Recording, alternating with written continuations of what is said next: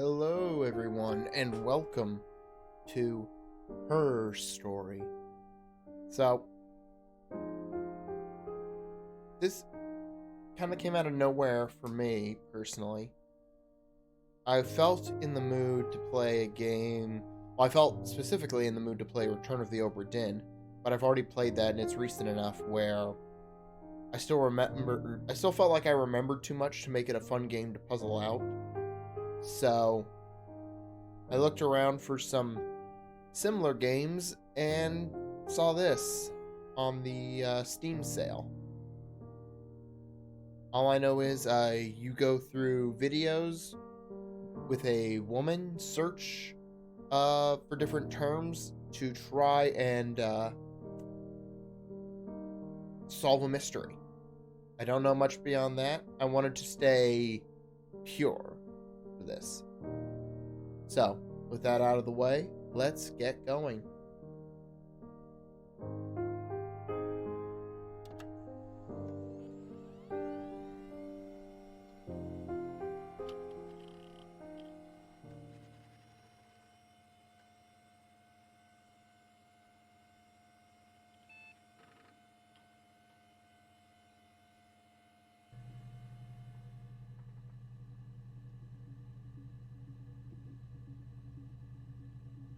Alright, well,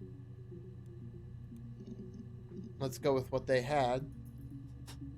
Okay, so I have a piece of paper here just to keep track of this stuff. So, murder.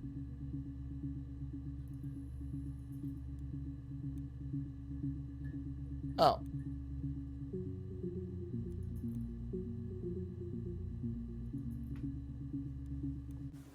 You think it's murder? I mean, clearly it's murder. What can I do to help?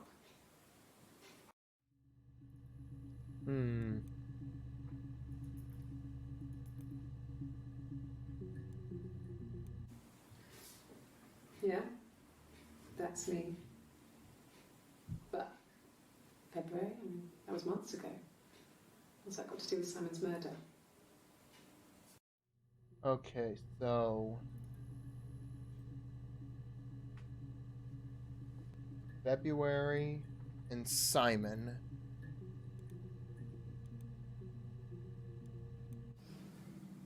I didn't murder Simon. You've got it wrong. You've got the wrong person.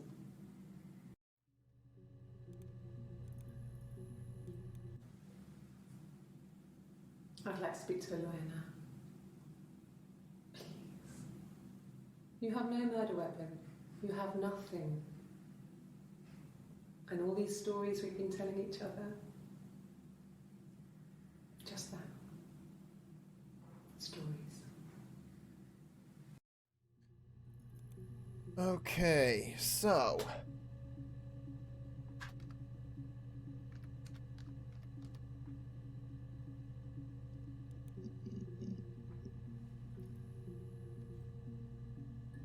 oh.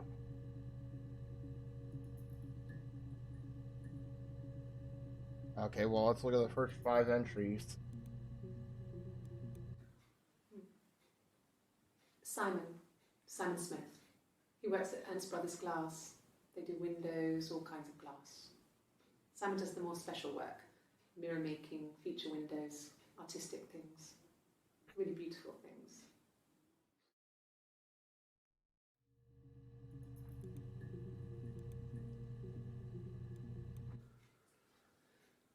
Simon is 6 foot, darkish blonde hair, average build. He's clean shaven. If his beard grows, it goes ginger, so he shaves it.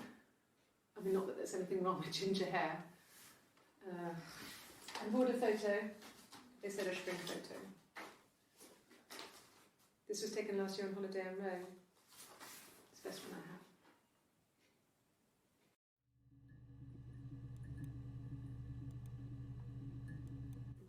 It's the Rockington Arms, the Rock. It's run by a nice couple, Peter and Susan. There's some other regulars there that Simon likes to drink with, and the barmaid they're having sometimes, Helen. Peter said Simon had been in and had a few drinks.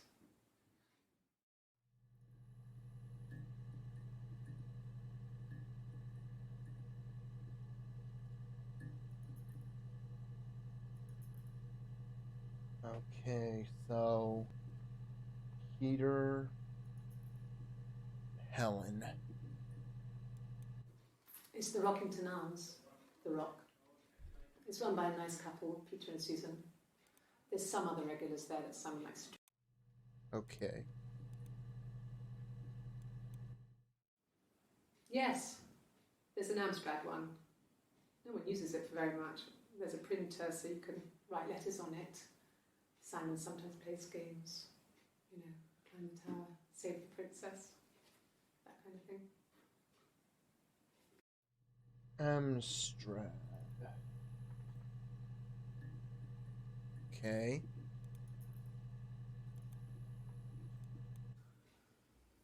Simon isn't the type to run off or do anything crazy. Someone must have done something to him, or there must have been some kind of accident. So what do we do next?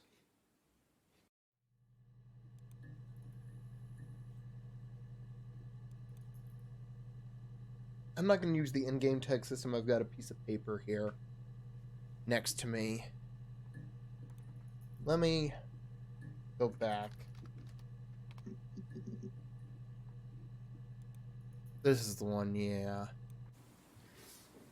Yeah, that's me. But February, that was months ago. What's that got to do with Simon's murder? Okay, let me...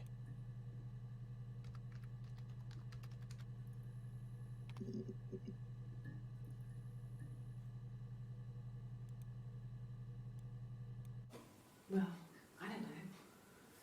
I probably had to pop out and get something, that's why I was speeding. And that wouldn't have been noted on my timesheet. But I really can't remember back to February.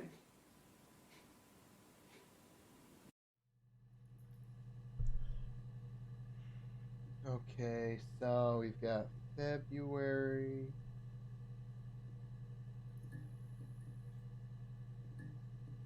So she was speeding. She appears to have been missing for a while, but how is that connected?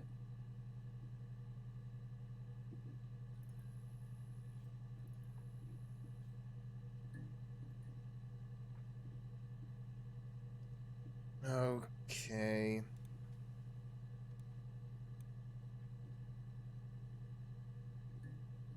Let's try Peter. Okay. Helen.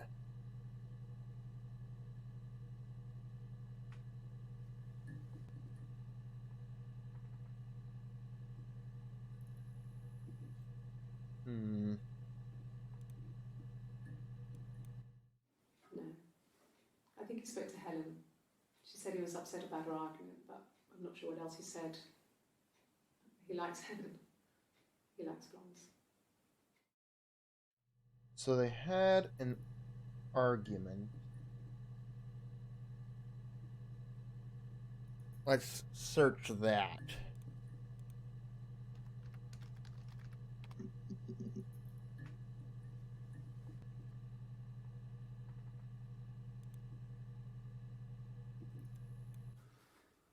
So, it was Friday evening. We had an argument. He left. On Saturday, he didn't come back. I waited all day. He was supposed to go help Eric out with something on the Saturday afternoon. They had a job, but he didn't show. Eric. So Eric was ringing on the phone. Eric. I checked at the Rock, that's our local. They said they'd seen him on the Friday night, but not since. He still wasn't back this morning. It just isn't like him at all. Still not back by dinner time. It's getting dark again. So I decided to come see you. His parents haven't heard anything either.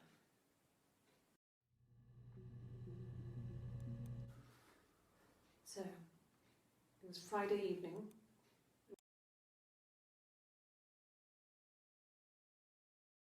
That's our local. They said they'd seen him on the Friday night, but not since. He still wasn't back this morning. It just isn't like him at all. Still not back by dinner time. It's getting dark again. So I decided to come see you. His parents haven't heard anything either. Parents. Okay. So from that, I got Eric, The Rock, and the parents.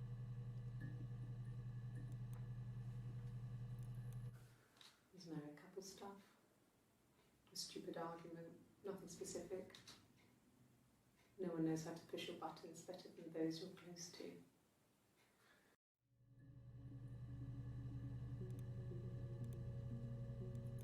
No. I mean, yes, we have arguments, but he never runs off.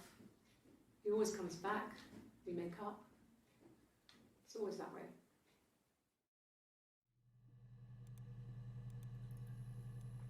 Yes. He left after the argument. It was about 8 o'clock. That's a different look. Okay, so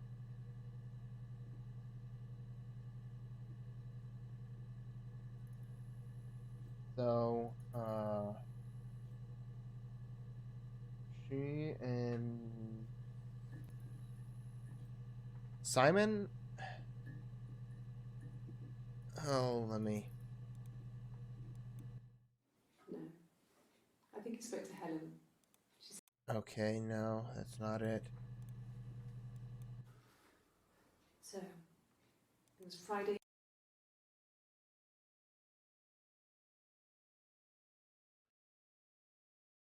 Seen him on the... Okay. No. I think he spoke...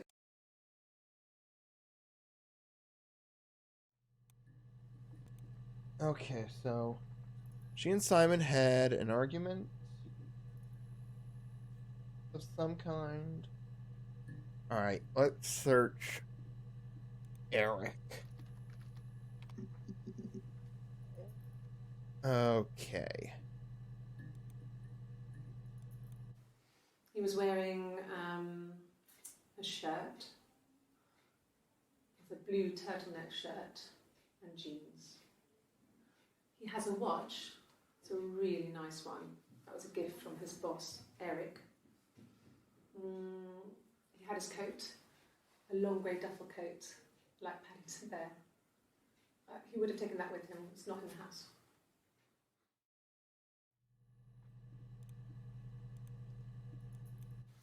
Yes, there's a car that we share, a Cavalier, and a van he uses for work. It's owned by Eric, but we look after it. Both of them are there now, parked in the street. I'm not sure about the keys for the van.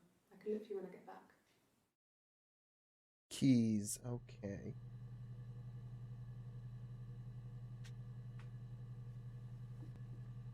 Okay. Yes, that would be in his wallet. It's a Visa, a silver one. He doesn't like to spend money he doesn't have, so he usually pays with cash, but Eric convinced him to get one.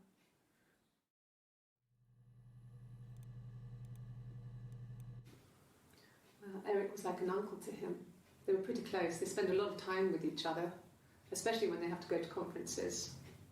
Have you met his wife, Diane?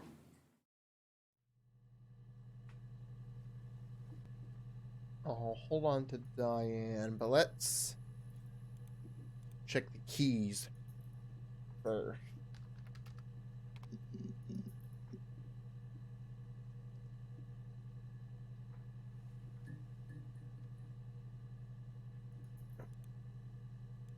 Yes. I always pull it shut and then lock the bigger lock with the key.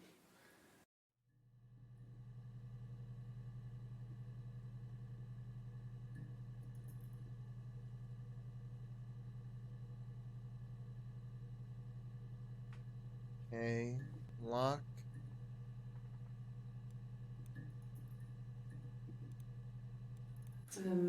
No, no, I don't think it was. I turned the key, but it was already unlocked.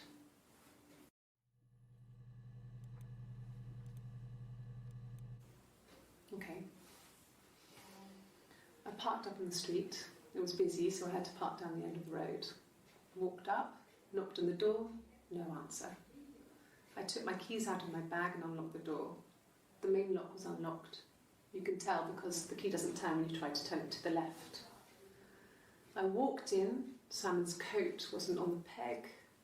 I couldn't see his shoes in the shoe rack. I shouted out. I walked straight into the kitchen because he usually sits in there to have a cup of tea and read his paper, but he wasn't there. I touched the kettle. It was cold. I looked quickly in the living room. Nothing. So I walked upstairs to the bedroom and he wasn't there. I didn't search for him because it was pretty clear he wasn't there. I had a shower.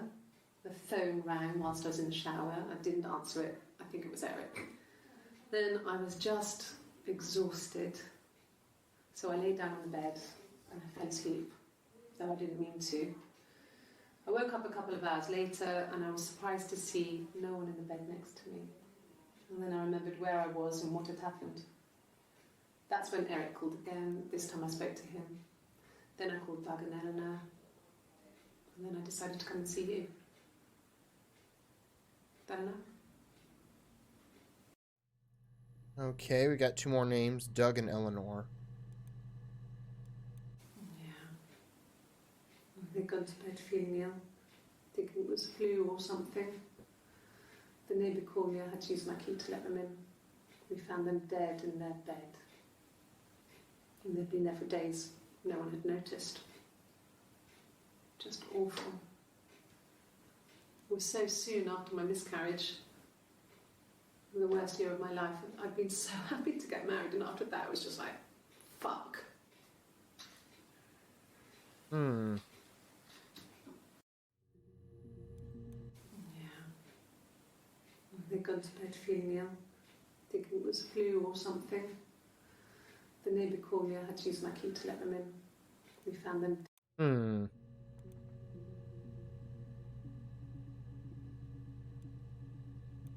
Let's try Doug. And okay, so they're both.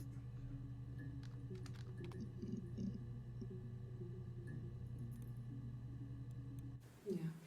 I've been round to Doug and Eleanor's and they're very worried. I feel sorry for them. Hmm. I got a job to contribute, you know. Doug knew someone and I got a job as a dinner lady at the primary school. They said it didn't matter if I could cook or not, just don't poison the kids. So you see, it's always been complicated between me and Simon. It's never just been the two of us. There's always been pressure.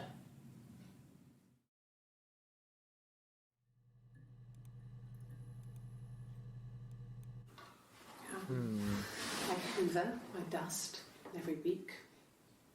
Maybe less. I once asked Eleanor how often I should dust, and she said, if people ask, tell them you do it once a week, but every few weeks is okay. I think she was just trying to make me feel better. I mean, when I was there, she was hoovering every day, you know, ran an ordered house. You know how that generation is, putting on a brave front. She has secret stashes of cigarettes. Doug doesn't even know she smokes. When I was there, I saw her. She has these sort of porcelain vases, ornamental, next to the Reader's Digest books. Cigarettes inside. And she still has them. I mean, last time I was there, I looked in a vase. There was a fresh pack. I mean, all those years of marriage, and she still has a secret like that.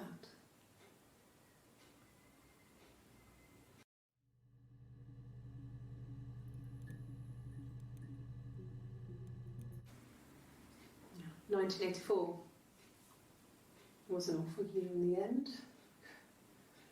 We were living at Doug and Eleanor's. I lost the baby at the end of spring and my parents died in the summer. It was a hot summer, a heat wave. So when they discovered the bodies, it was just awful. Because of the circumstances, them dying together like that, they brought in a lot of police. A forensic entomologist. I had to look that up. It was because of the heat. It was just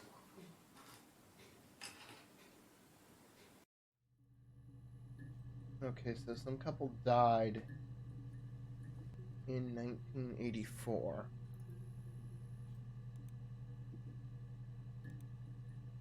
Let's see what...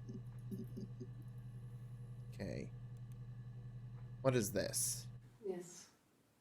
I speak with Eleanor at least once a day. Not that there's anything much to say. It's more just...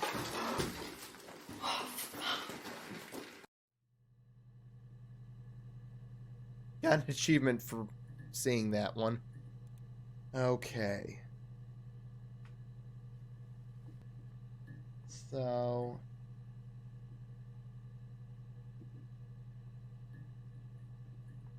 let's go back up and search. Someone mentioned Amstrad.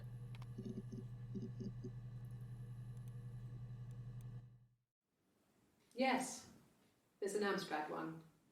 No one uses it for very much. There's a printer so you can write letters on it. Simon sometimes plays games. You know, climb the tower, save the princess, that kind of thing.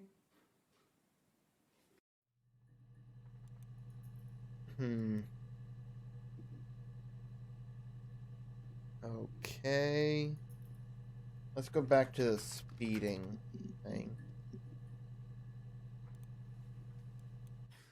You must be desperate for leads if you're getting hung up over 6-month-old speeding tickets.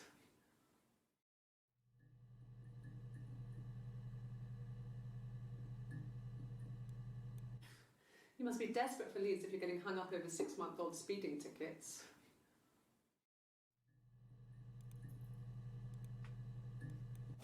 Well, I don't know. I probably had to pop out and get something. That's why I was speeding. And that wouldn't have been noted on my timesheet. But I really can't remember back to February. Okay.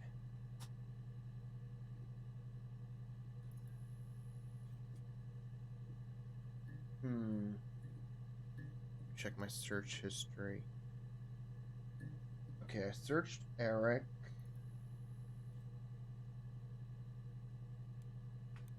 Let's try The Rock.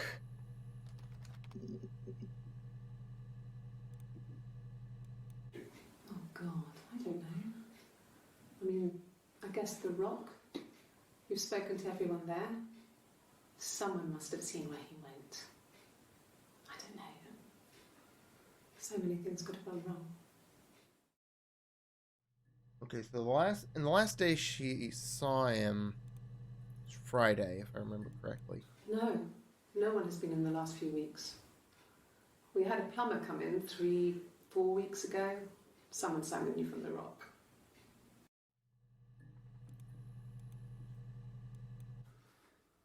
So. Okay. Let's search for Friday and Saturday.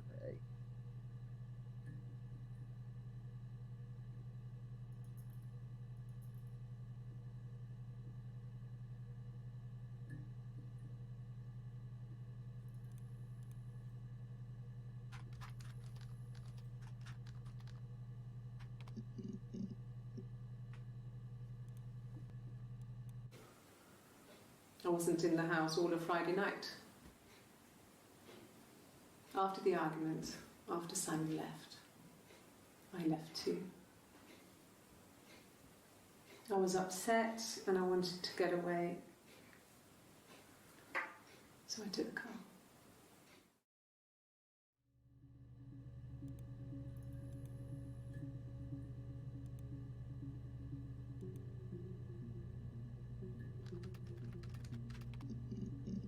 Okay, yeah, there were a lot.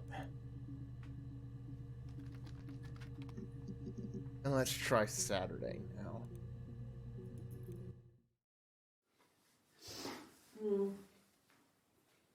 I left the next day, Saturday. I slept for a few hours in the car. When I woke up, I came straight back. Simon wasn't returning my calls and I wanted to try and make up. I got back to the house and Simon wasn't there. And I... Is there a bin?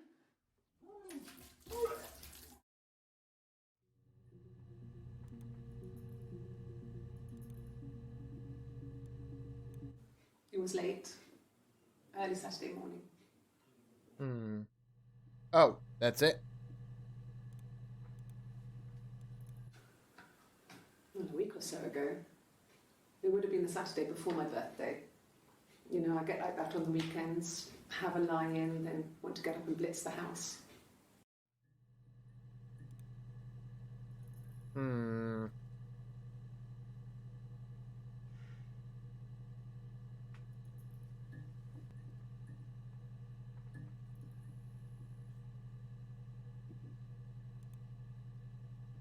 Let's search for the van. Okay. Yeah, same with the Cavalier. Let's try car. So I got in the car and I drove.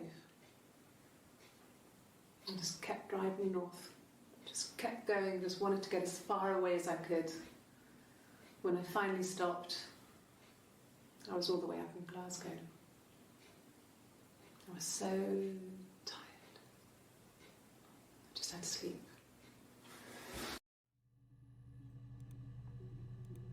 Okay. Yeah. I pulled over and slept in the car. This was just by the side of the road. I was exhausted. Okay, so Friday was the last day anyone saw Simon. On the next day, Saturday. Oh.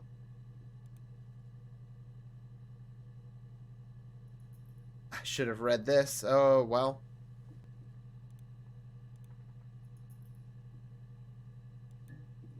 Ah, ha, ha, ha.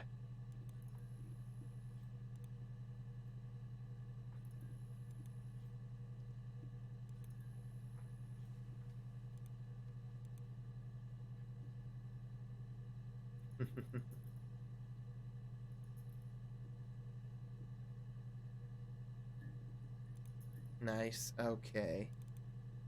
Introduction to the Logic Database. Computer technology is the backbone of modern police work. The Logic Database is one of the many continuing efforts to digitize our workflow and preserve evidence in a manner which will allow you to work more efficiently.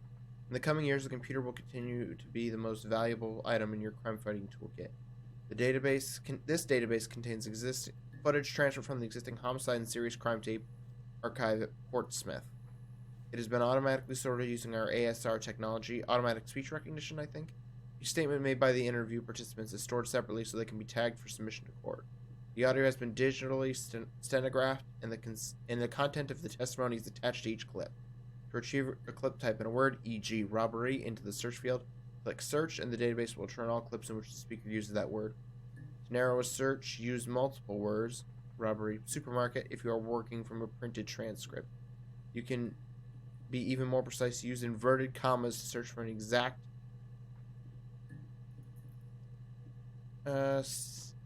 match against the entire statement. Store clip for later reference. Click add to session. Also, if you wish to use additional tags. Okay.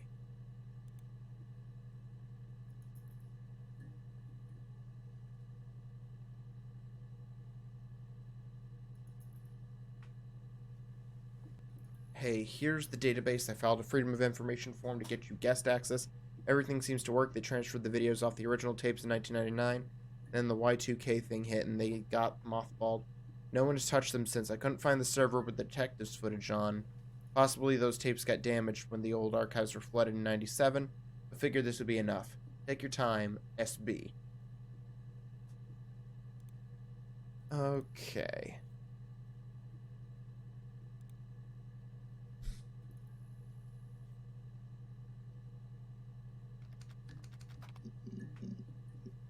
Yeah, wallet. He has a wallet, a huge, silly thing, leather, real leather, I think. He packs it full of stuff, business cards, receipts, lottery tickets. He always carries it in his back pocket. I think that's why he's got a bad back. Offsets the discs. I haven't seen it, so he must have it on him. He always takes it out of his back pocket before, when he comes in, if he's in the house.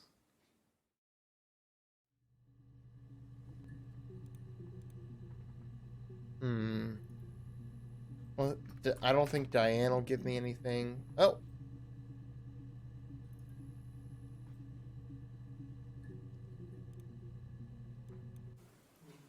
Diane is really nice. She helps out with the glaziers, organises the Christmas party, that sort of thing. They have 2 kids, really sweet kids. She used to look out for me when I worked there.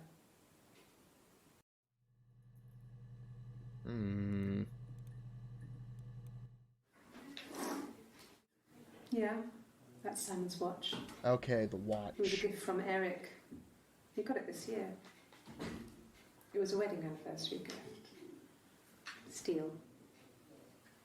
It would have been Diane who chose it. She has really nice taste. That time, it must eliminate me. I was in Glasgow then.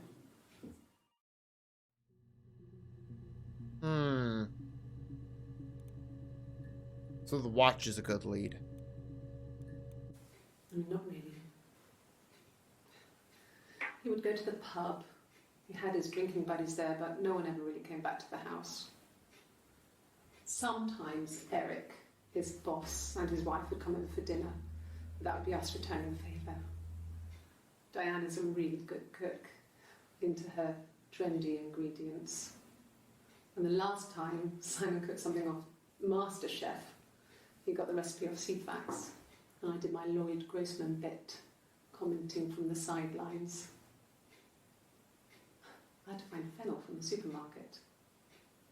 Have you ever eaten fennel? Achievement. Have you ever eaten fennel? Simon and Eric arguing? No, I can't imagine they'd be arguing. And they get on so well. Unless it was something to do with work. Maybe Simon was being too much of a perfectionist. But I don't know. You should ask Diane.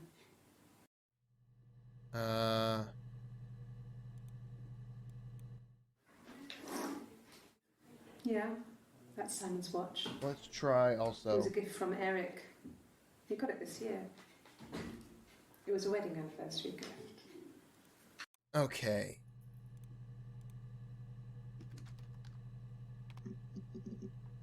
Oh, okay, good. There's more on the watch. I guess you could call it that, but we were both happy to get married. It was a beautiful wedding. We had our first dance to Come Back and Stay. I'm not sure if that's a good wedding song, but I loved it. I chose it. I mean, it was genuinely our first dance. We'd never danced together before. It was probably awful to watch, but I enjoyed it. It felt like it was just me and Simon for that moment. Just the 2 of us.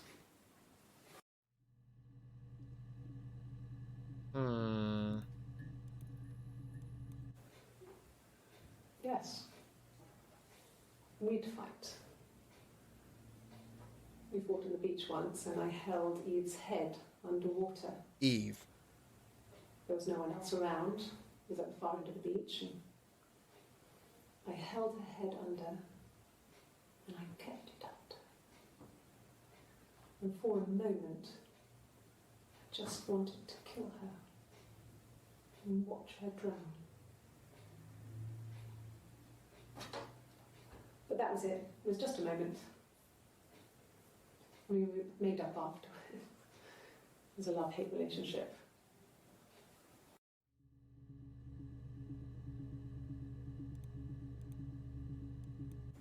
It happened very quickly. We hardly had to talk to each other. We agreed almost silently. The baby was what mattered. We'd help each other. We cleaned up. We bagged up the broken mirror, her clothes. They're gone. We took him down to the cellar. We knew we had an alibi, and we wanted the body to be found later. We wanted to have suspicion on us, so we could then disprove it, rather than have it linger. Better to keep the body in the house than risk being seen with it. The watch, that was my touch, to make sure the alibi stuck.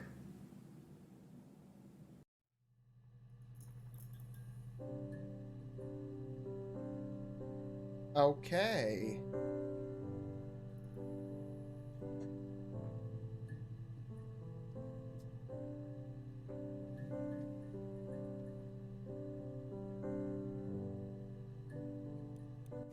It happened very quickly. We hardly had to talk to.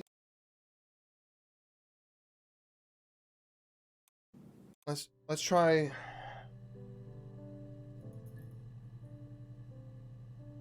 Huh.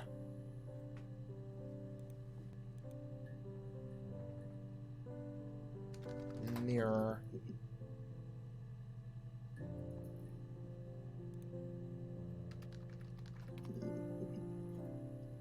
Okay. Let's do cellar. It was after dinner. I'd spoken to Sam's parents on the phone. I looked up for an early night and I suddenly had this thought. I think it was something his mum had said. She'd been speaking about old stuff, sad stuff, about when we lived there, about the baby. Maybe. There's some boxes in the cellar, nursery stuff we never needed and I never had the heart to throw out. I suddenly remembered that when I'd looked down there the week before, those boxes, that pile was in the wrong place. I went cold. I went down there with a torch and went straight to the back, and that's when I saw the bin bags. Pulled them open, saw the body. I screamed, and that's when I called the police.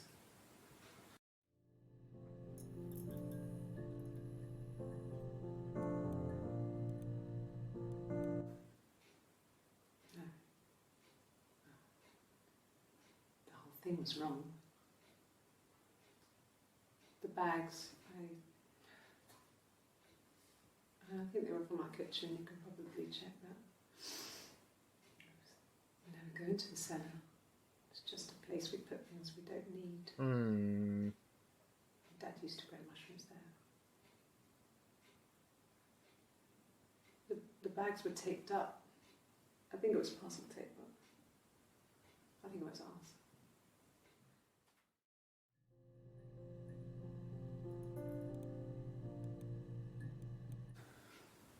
Well, fine, considering. I got back into the house today, and that was weird, knowing your people have been there through my things. It's like I've been burgled. I mean, worse, obviously. I don't know. I haven't lived in the cellar yet.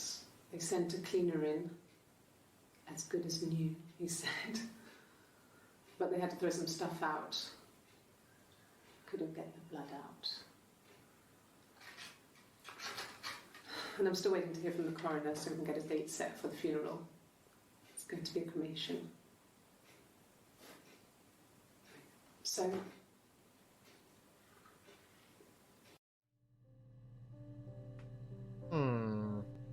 So she clearly did this with someone. it happened very quickly. We hardly had to talk to each other. We agreed almost silently. The baby was what mattered.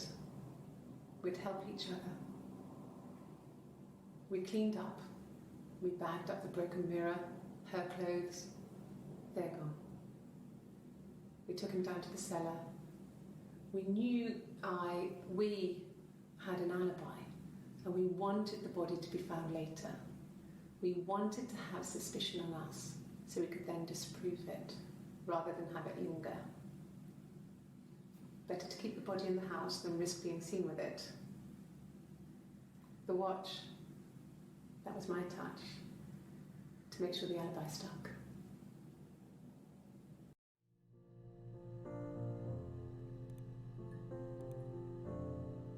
Okay.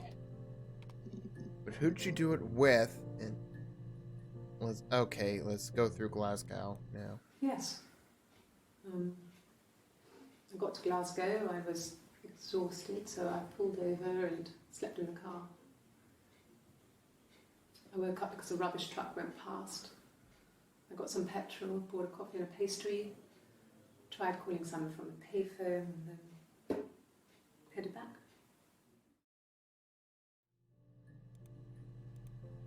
Okay, this is the watch.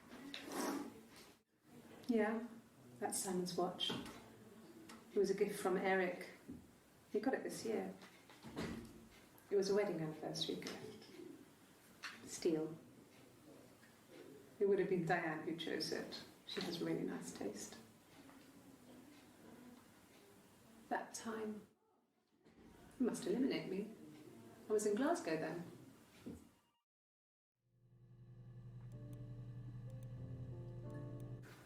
No, I don't think so. Glasgow was deserted that early in the morning.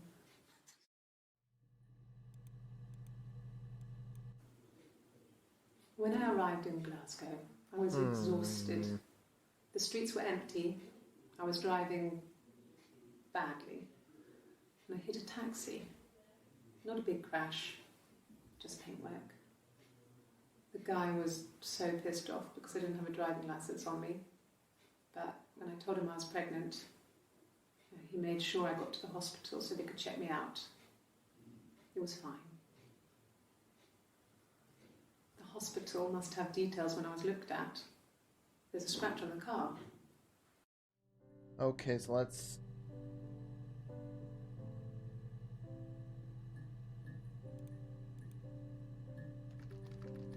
Hospital. Ask the hospital.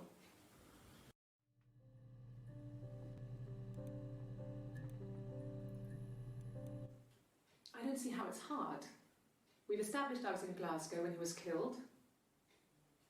You've spoken with the hospital.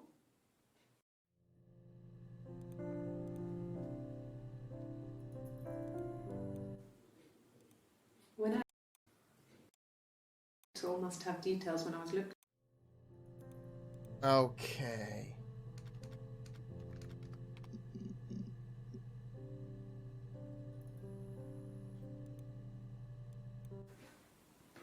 I got pregnant. Both our parents had a big powwow. We weren't even in the room. And they decided we should get married.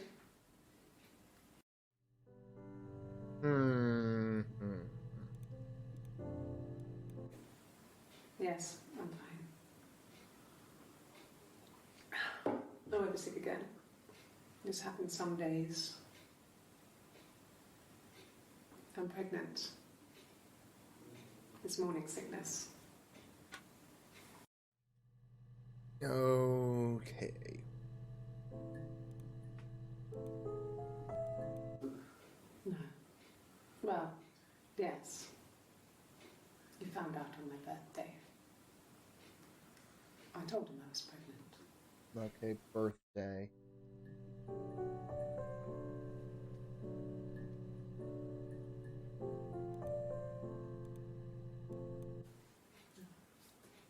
It's Rapunzel.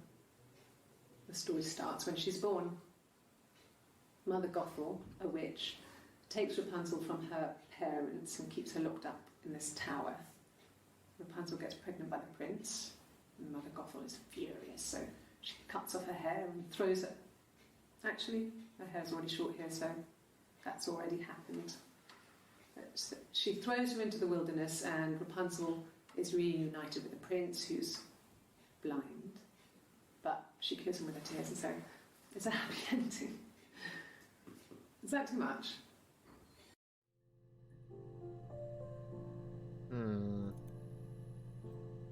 Okay. Any more on Rapunzel, or is... Oh, okay, there's more here. Sorry. The picture, the way it's drawn, just reminded me of the books we used to read as children. I read those fairy tales over and over, and they were so real to me. Rapunzel was my favourite. My brain is just full of it. How many of these in colour? That doesn't help. Did I pass? Sorry, I messed it up with all that Rapunzel stuff. Do you need me to do that card again?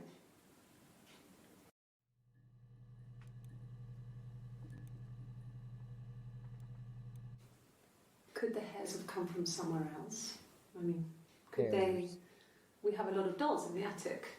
There's a Rapunzel doll with long blonde hair. Could they have come from there?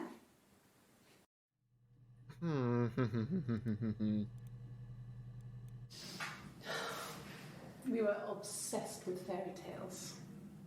Not just the pretty ones, but the traditional ones. They were dark and real, bizarre and violent. Felt like life. We had this huge old book that I think Mum must have bought from a library sale. The illustrations had thin tracing paper over them to protect them. They were in colour, shiny plates. At the front of the book was an index of illustrations. We read that more than the actual stories. We'd read aloud the captions and flip between the pictures.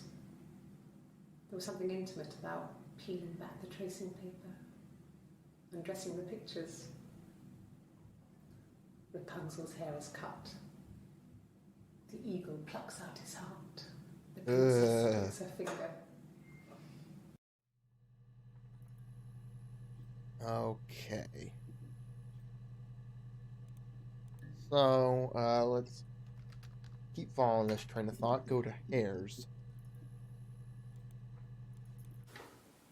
What kind of hairs?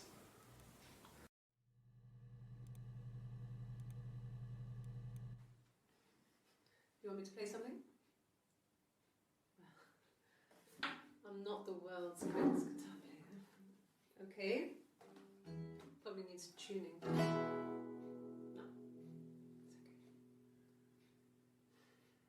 It's okay. How about a traditional ballad?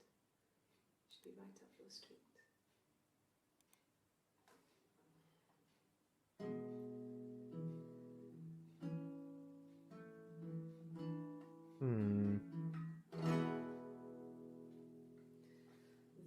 There were two sisters came walking by the sea. Oh, the wind and the rain. The eldest one pushed the other one in. Oh, the dreadful wind and rain. See, they both had a love for the captain's son. Oh, the wind and the rain. But he only cared for the youngest one. Oh, the dreadful wind. Oh, the eldest envied her sister fair. Oh, the wind and the rain. With a pretty little face and her long blonde hair. Oh, the dreadful wind and rain.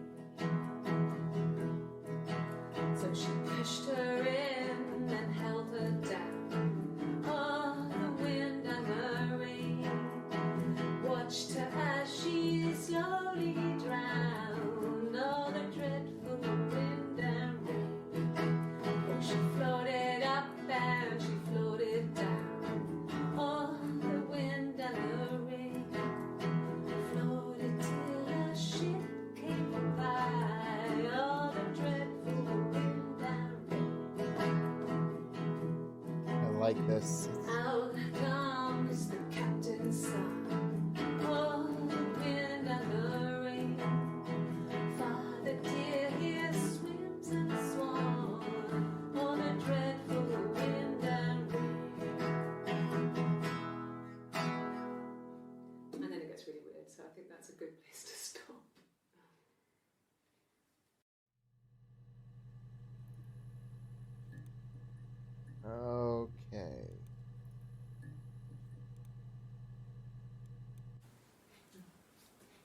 It's Rapunzel.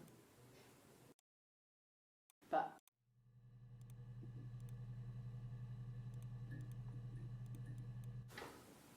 what kind of hairs?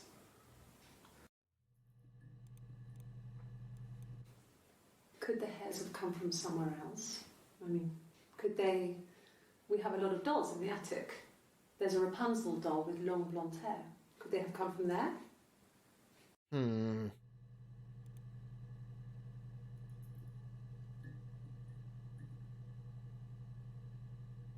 Okay, let's probe the question of the baby. We spent the wedding night in a hotel in Brighton. It would have been too much to do more. We were saving for the baby. It was wonderful to be in a hotel, away from home, just alone together. Since then, we've always tried to get away for our holiday.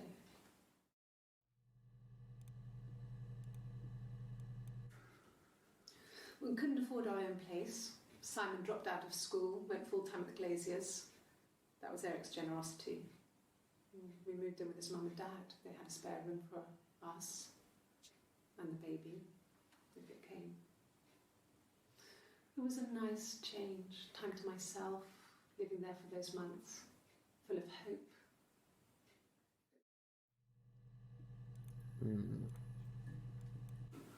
No, I lost the baby. I had a miscarriage at 8 months. We carried on living at Simon's parents until, well, it was only a few months after.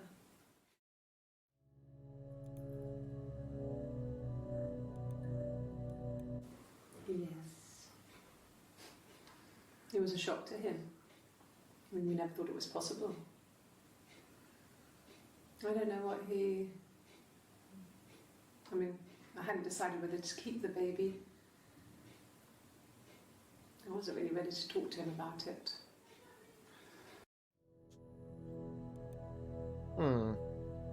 Okay.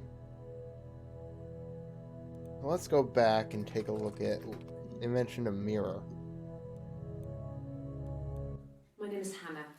Hannah. It's Pandre. It reads the same backwards as forwards.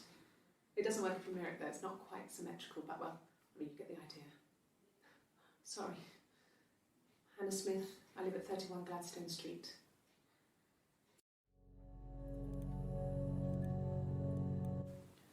It wasn't the present so much, it was one of those arguments that had been simmering for a while.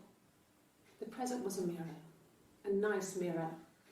He'd engraved the glass, the kind of mirror a princess would have in a story. He made it specially for me.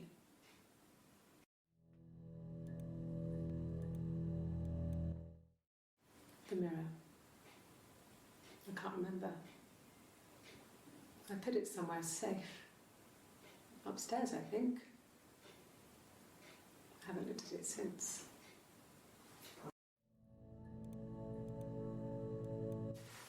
Silverleaf? No. He normally silvers them properly. This mirror, it's supposed to look antique. The reflection isn't as good.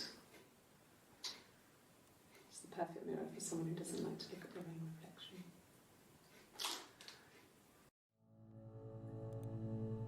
Okay. Let's try broken mirror. Okay.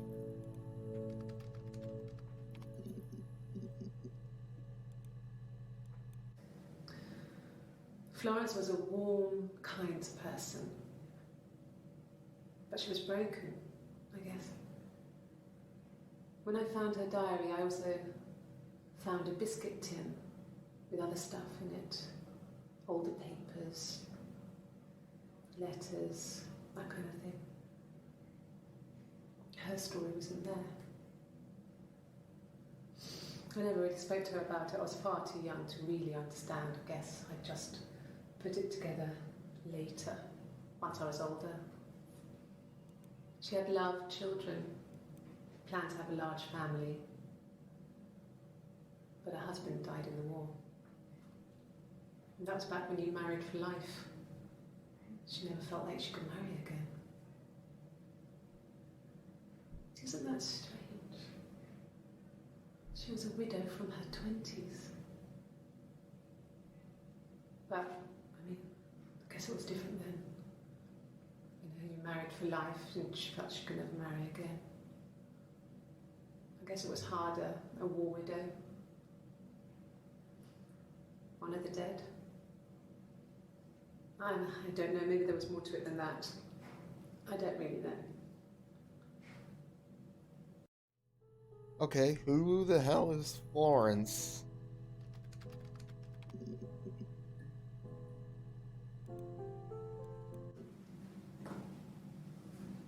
Across the road, where my parents first lived there, was a midwife called Florence. When Hannah was born, I was born at the same time. The midwife was there to help. Oh. I'd been throttled by the cord, probably wrapped around my neck by Hannah. The midwife told my mother I was dead. But I wasn't. She wrote all this stuff in a diary. Amazing what people will admit to on paper. So she is not Hannah.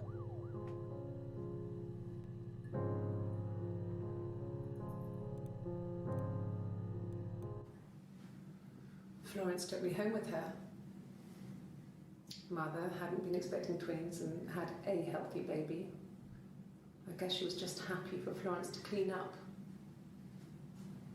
Take away the evidence that this was anything but a happy occasion.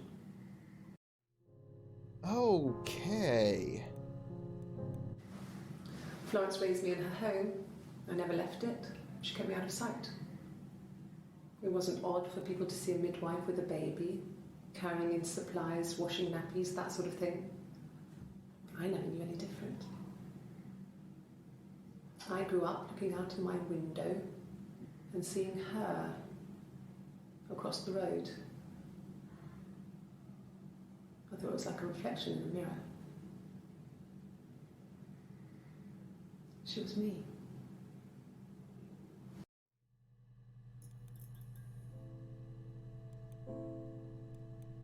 No, it was just me and her. Eve was the name they were going to call their first child. They talked about it and were going to try when he came back. Florence's family had a history of firstborn girls, so they were convinced it was going to be a girl. It's hard to know if this is all true. These are stories I remember, that I read when I was a child.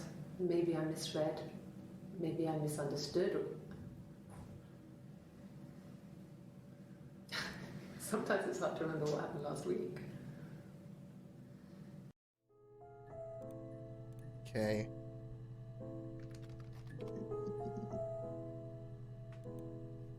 Okay. So let's search Eve. Well, my friend Eve. Oh, shit. I mean, she was a friend from when I was a kid. And she was always more popular with the boys, and I used to hate her for it. I mean, really hate her sometimes.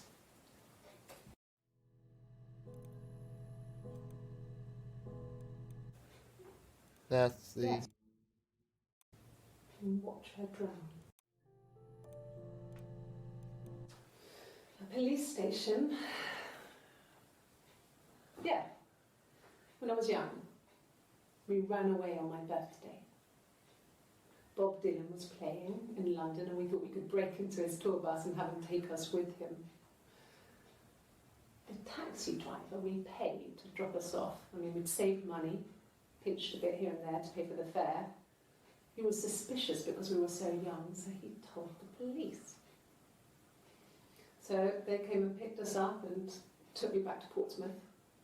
My mum picked me up from the station. But I blamed everything on my friend Eve, so my parents let me off.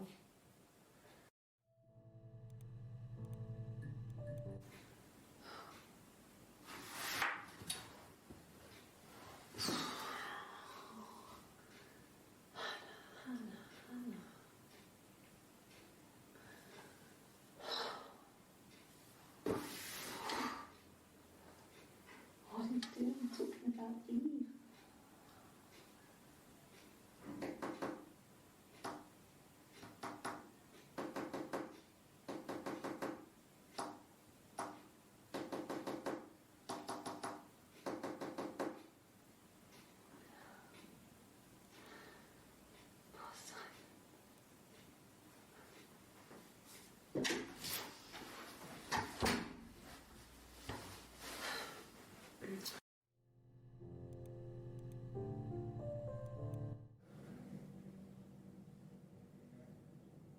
My mother called me Eve. Oh, okay.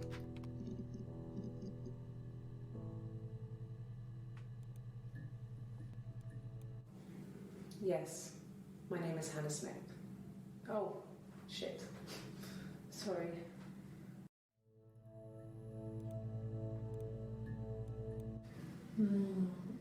She recognized me from the window. She told me to come inside, and she hid me. They had made the attic into a place where Hannah could play. There was a dollhouse. She hid me up there. No one else ever went into the attic. It was her place. Okay. Across the road, where my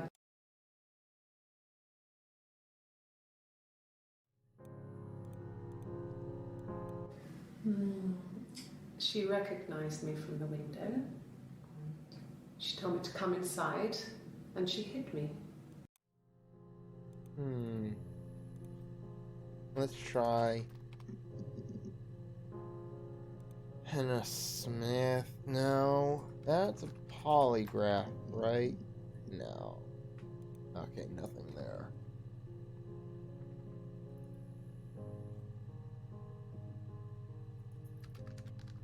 How much was there? Okay.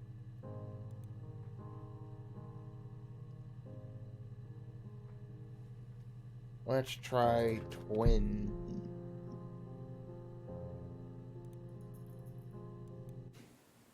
Twins? Really? Are you really asking me that question?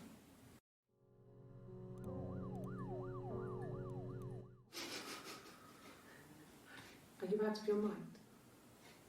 Twins?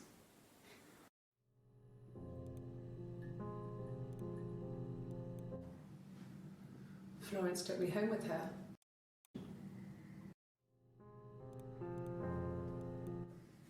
There were always princes and princesses. They were the special people, more important than the other characters in their stories. We knew we were like that. Twins. Magical. We were the princesses. We had a poster of Princess Diana from the newspaper up in our attic. Had a pride of place. And underneath we used to put all our special things. When her engagement was announced, we were obsessed with everything she did. And later, when her life went so bad, we felt for her. Her divorce last year just kind of drew a line under things. Okay. There's a divorce.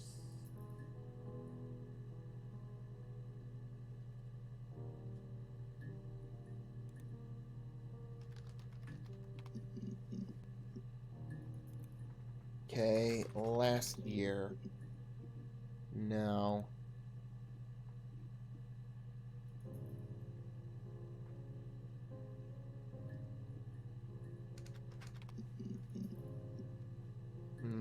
Okay. Wallet did that.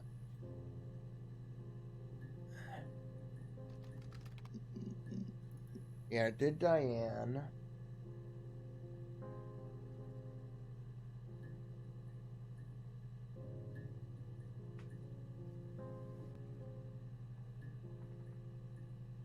Okay, there was something about her birthday.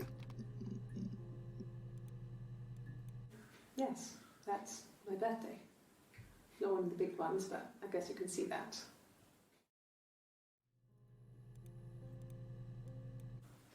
It was my birthday, like you said. We were going to have a meal at home. We had our meal. He gave me his present. I guess I didn't like the present.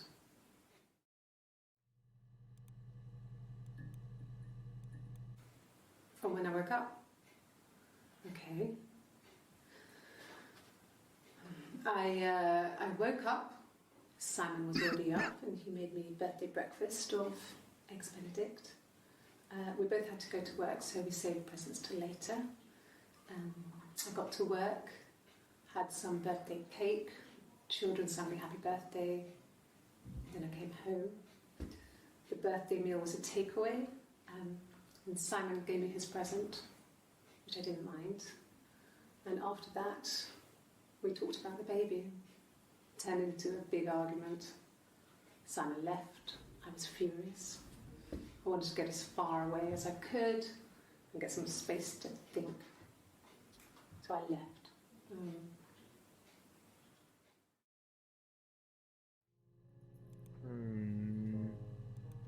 Okay.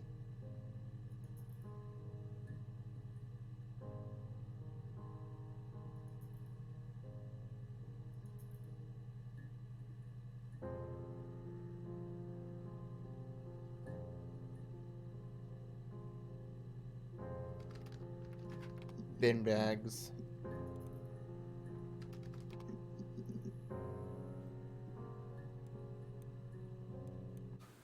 When will the police let me back in the house? They let me take a bag of clothes with me, but...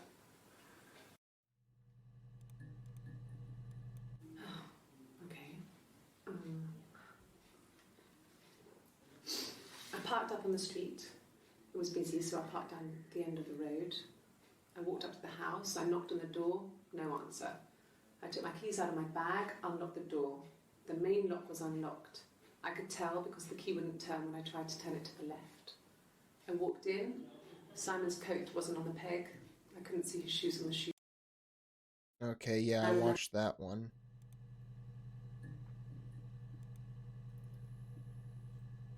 Okay, so...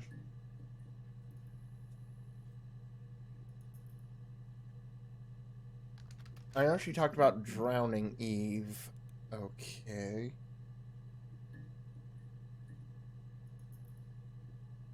The body.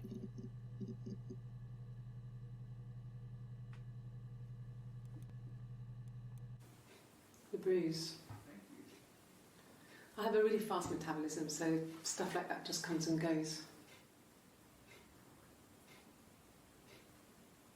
I don't know if there's much more that I can tell you that I haven't already told the other policemen. I found the body.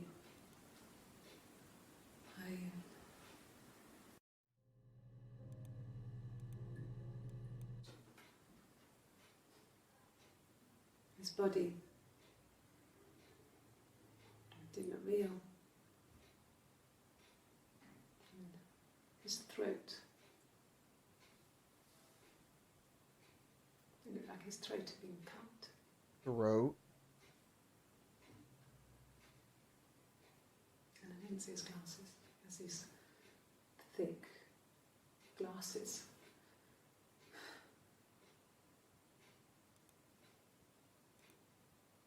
It doesn't always work.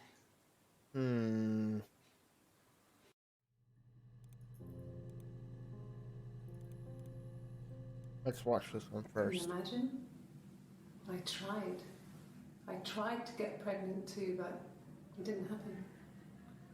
I slept with so many boys, men.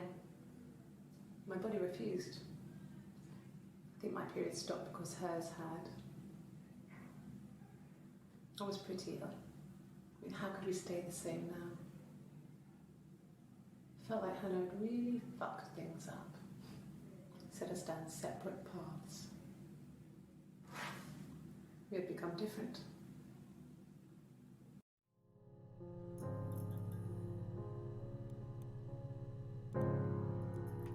Really? Okay. Here's the rest. Oh, they laid a body on the dock to dry. Oh, the wind and the rain. Till a fiddler with a fiddle came walking by. Oh, the dreadful wind and rain.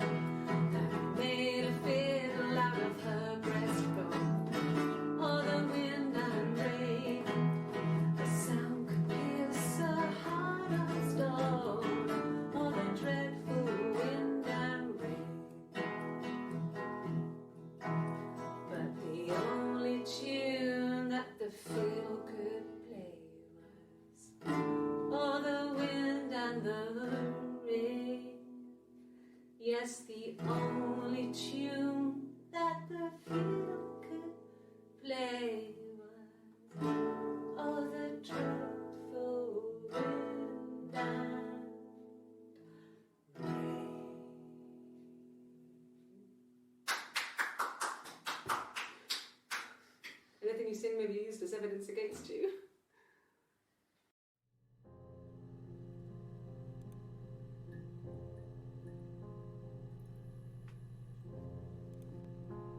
Okay, let me... It happened very quickly. We hardly had to talk to each other. We agreed almost silently. The baby was what mattered.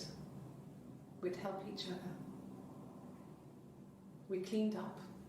We bagged up the broken mirror, her clothes. They're gone. We took him down to the cellar. We cleaned up. We bagged up the broken mirror. Okay.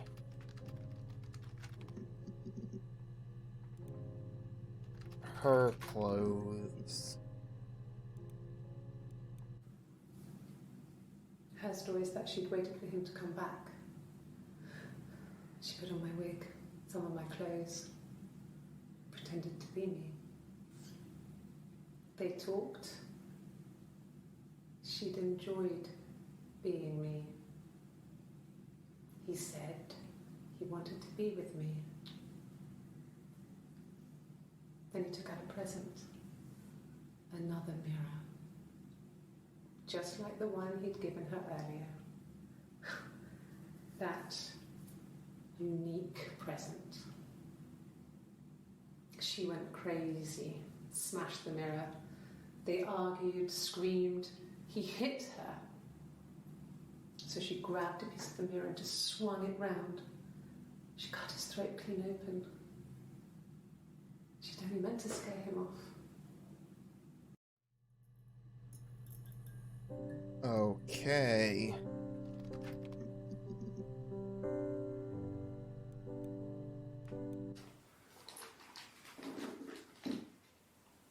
On his throat.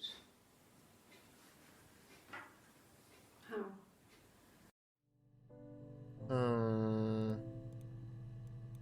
Like I said before, it was 3, something like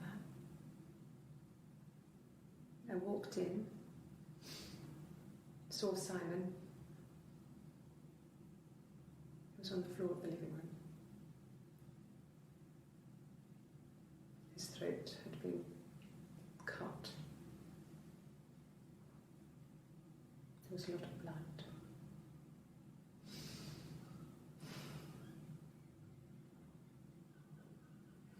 He was dead.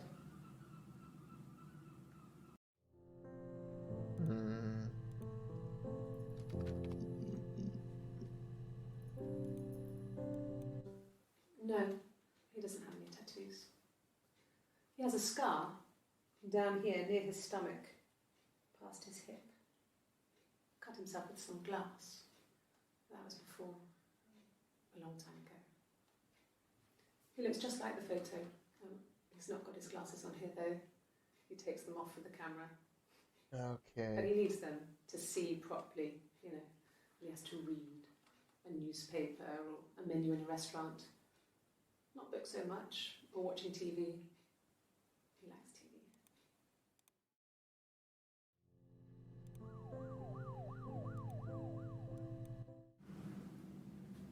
Mother wanted me to grow my hair long, but I kept cutting it myself. I wanted to look like my reflection.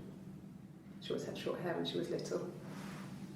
Mother would hide the scissors, but I would find a way. Cut it with a bread knife, something like that. My reflection would always leave her house and go on adventures, but I never could. Mother taught me at home, and I had books and TV. TV was magical, but it was only on when it wanted to be, so I spent a lot of time reading books. Okay, so this girl was Eve, the twin of this girl, Hannah, who she appears to be pretending to be.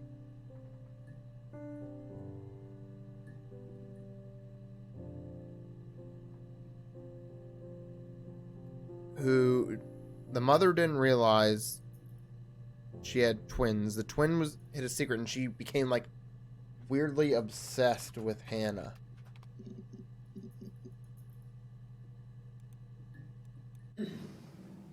Yes. The first time we saw each other, it was strange. We both realised at the same moment, I think. We must have seen each other before, but there was this instant when we first realised it wasn't a reflection. The reflection was staring back. I think I was 5. It was my birthday. My reflection was wearing a party hat and waving. I knew what party hats were from books. And it suddenly occurred to me, today must be my birthday. I waved back and we just spent ages waving at each other and copying each other's movements.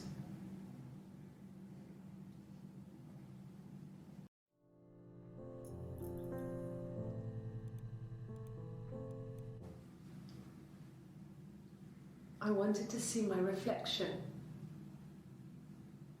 I thought that if I touched her, something would happen. We would become one. One girl. The fairy tale was over, the witch was dead, and I'd be restored to my rightful place. Okay. So, let's try present.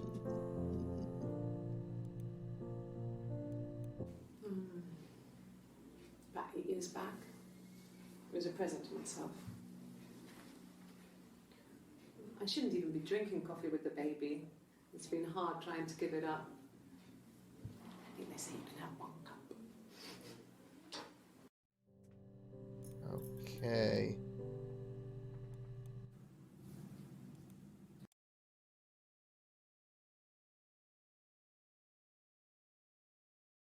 They argued, screamed.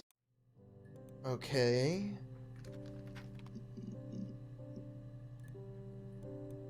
This was 9, about 9.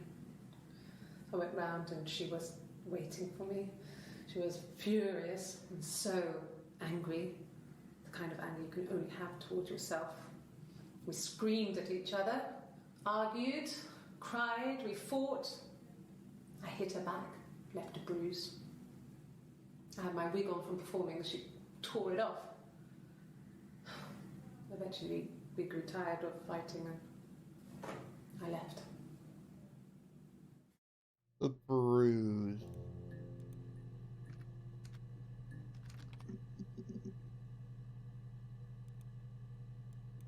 Bruise? Oh, yeah, no, it's nothing. I was going through the top cupboard in my kitchen and the chair slipped and I kind of hit the door with my face. I mean, it hurt like hell. Okay, so these two knew each other. It appears to be that we're interviewing 2 separate people. Here. If one of us got hurt, the other one would have to be hurt too. A grazed knee, a bruise. When I lost my tooth first, we had to pull our harness to match. Once, I slept with a boy who was seeing another girl. The girlfriend came up to Hannah the next day and punched her in the face, gave her a huge black eye. That night, she had to do the same to me. Oh. But she almost went too far. I couldn't see out of that eye for days. Huh. She snuck a frozen piece up for me from the kitchen. So much of our bodies was synchronised anyway. We started our period on the same day. All our childhood diseases, stomach bugs, nits. Oh. Differences? She's a better driver than me. She passed the test for us. I tried to take it and nearly crashed the car. Learned that you can't rely on confidence to get you through everything. She is the shy one. She was especially shy around boys. If Hannah liked a boy, I would have to pursue him. It was that way with Carl. Hannah met him first. She had such a crush. Okay, so Carl. I let him take my virginity after a night that his band had played at. It got difficult. When I was with Carl, we would have sex, but Hannah couldn't let him see she was a virgin. She had lots of excuses. After a while, we decided that I should take Hannah's virginity. It's not that different to a bruise, pulling a tooth, a graze. We used a hairbrush. After that, we took it in turns, though. I was always the one who seduced the boys. Until Simon.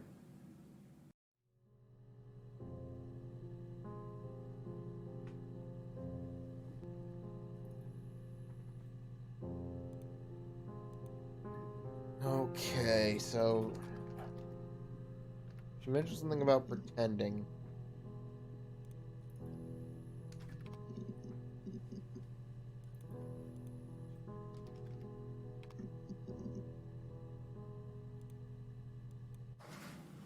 It lasted about 6 months.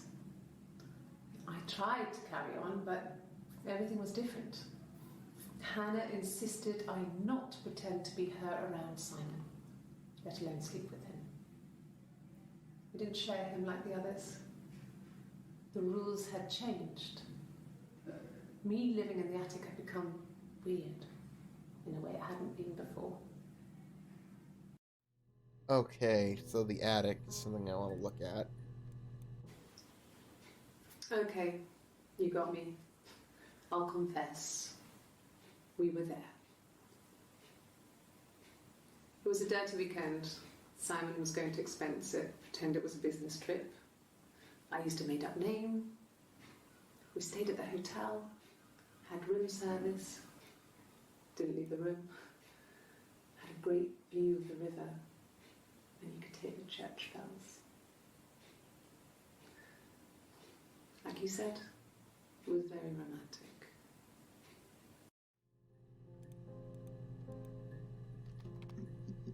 Pretended that was it. Okay, so let's... The attic. Yes. I inherited it from my parents, so it made sense to move back.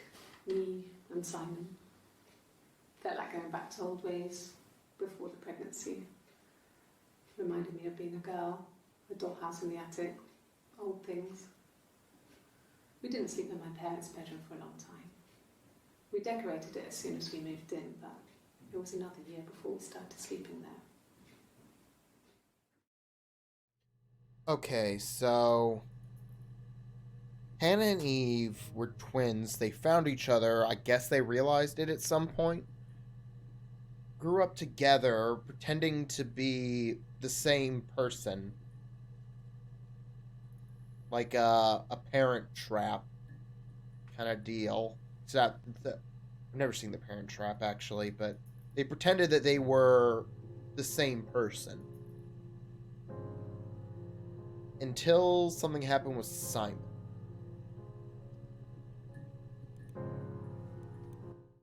Yes. I read a lot as a child and watched lots of TV. Then the doll's house we had, we still have in the attic. It's kind of a fairy castle. We used to play up there and make up our own stories.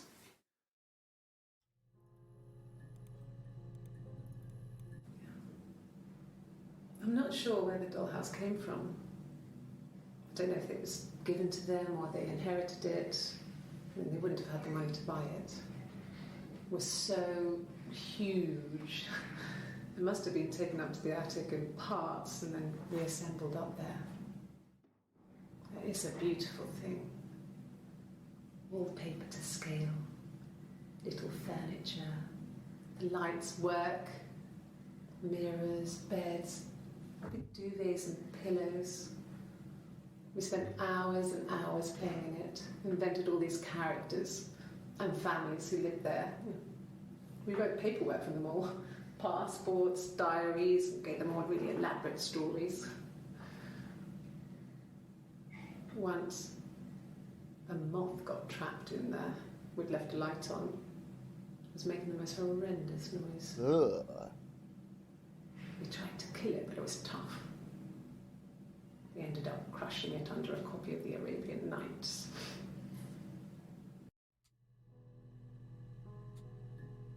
Okay. So. Oh. Hi, Graham. I'm not done yet.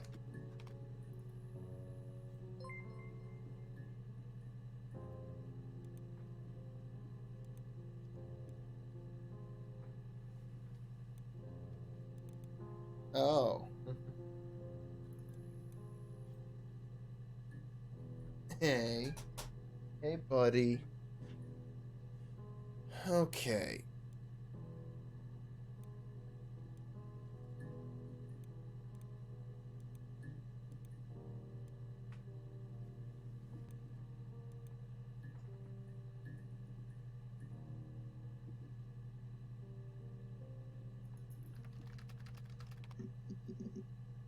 Hmm.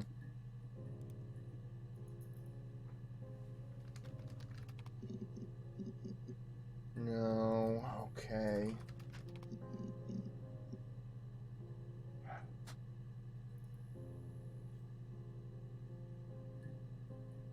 Let's see if there's anything else about the parents. Then my parents died. It was the worst year of my life. A miscarriage and then my parents. Okay, let's try.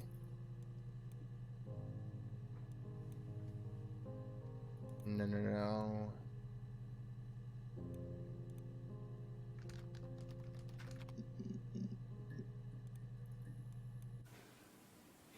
Yeah. I mean, I was infertile.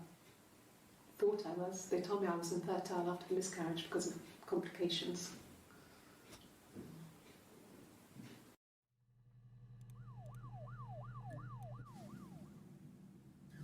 Hannah had a miscarriage.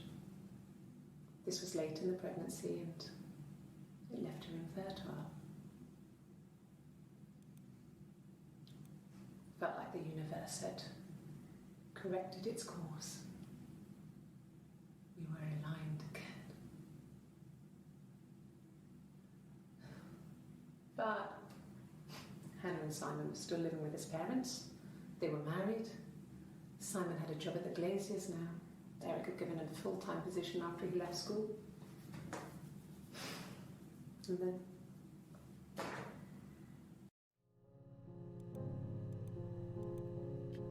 Okay. Okay, let's go for the big one. Oh! Let me listen to this one, watch this one again. it happened very quickly. We hardly had to talk to each other. We agreed almost silently. The baby was what mattered. We'd help each other. Okay, now that's not the one. It is, a searched throat. Like I said before, it was 3.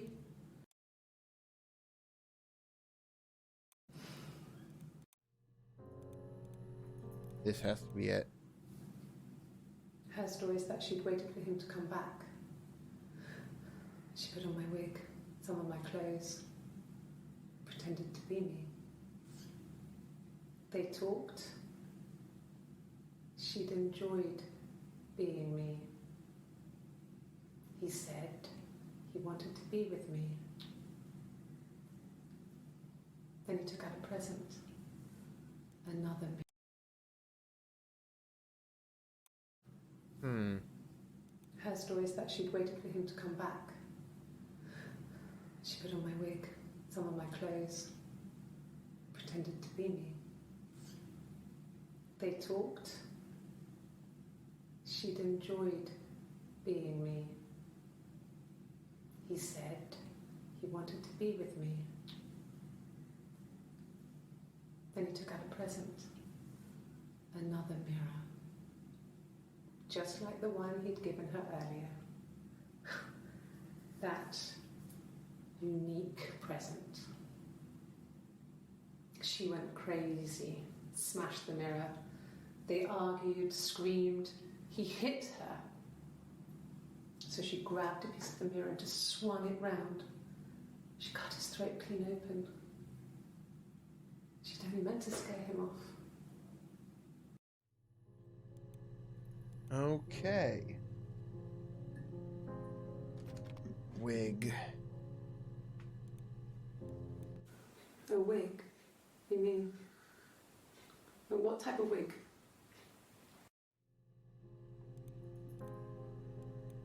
No, I've never worn a wig. What kind of wig?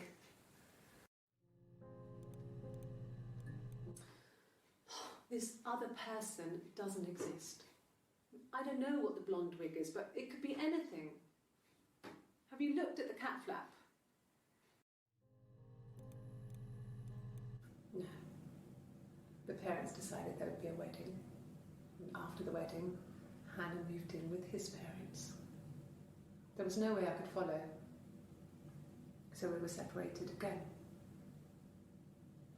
I stayed in the attic. It was hard. It's like I suddenly didn't exist. I would sneak out, but in case anyone recognized me, I started wearing a wig. Hannah and I would meet up in the park. I was trying to get pregnant. But I couldn't. I couldn't do it with anyone we knew, so it was sex with strangers. Drunk guys I'd met in clubs, parks and alleyways. I was 17. It felt like I was being punished. Okay. But it was Hannah who had betrayed us. I had to stop when one of the guys gave me an STD.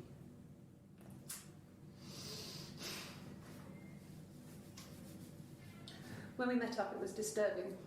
For the first time, my reflection, she didn't look like me. She was fatter, flushed. If anything, I was getting skinnier. I had a hard to look sometimes. We talked about what to do. Was it time to become our own people? That seemed like the right thing to do, but neither of us wanted it. We agreed that her and Simon would get their own place as soon as possible, and then I could move in. And that was the plan. Okay, let's try that phrase. Move in. Here we go. The legal stuff was completed very quickly. Hannah moved back in with Simon. Eric gave Simon the week off to help with the move. He decorated, modernised wallpaper, curtains. Hannah insists the attic be left as it was, dollhouse and all. Simon never went up there.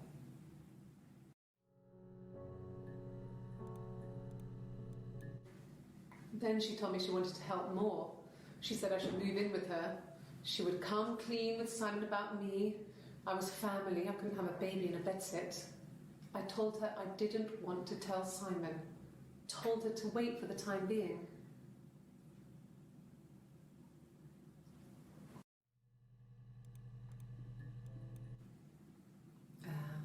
When she went home, Simon had a birthday tea waiting. Afterwards, she told Simon about me, told him I was pregnant. She wanted me to move in with them, this sister he didn't know she had. She knew that instant. The look on his face. She knew.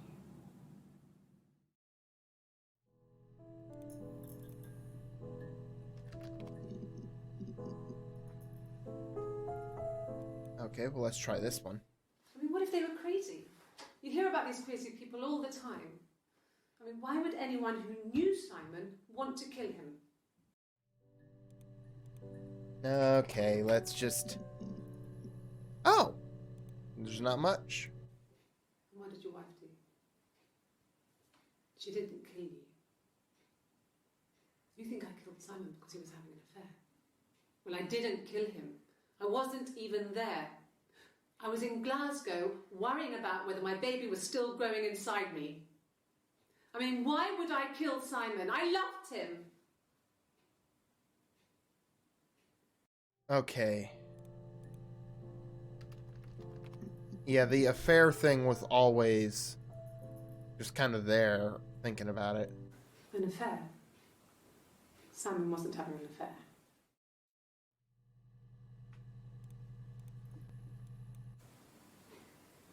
You're reaching here. And I don't know why. No, I've never cheated on anyone. I've never taken anything from anyone. Simon's dead. But I have my baby to care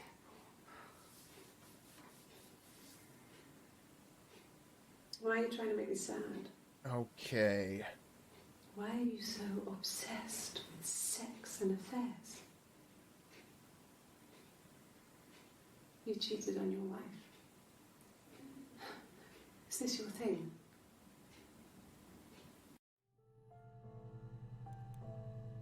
Okay.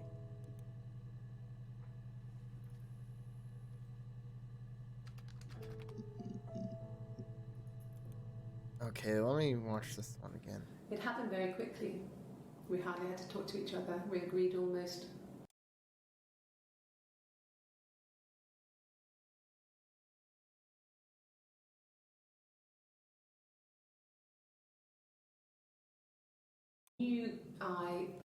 Alright.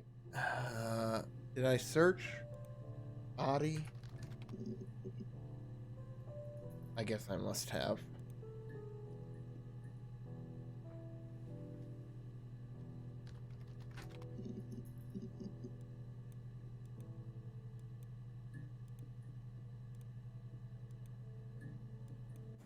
It happened very quickly. We hardly had to prove it. Rather. Okay, let's... It happened very disprove it rather than have it linger. Better to keep the body in the house than risk being seen with it. The watch, that was my touch to make sure the alibi stuck.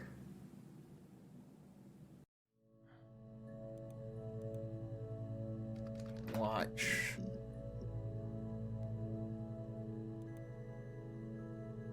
Okay.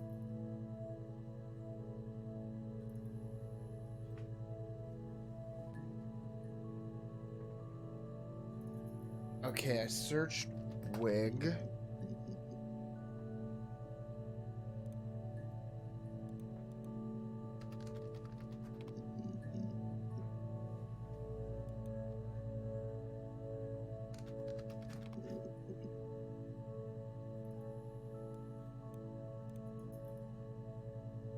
I still got so much missing here.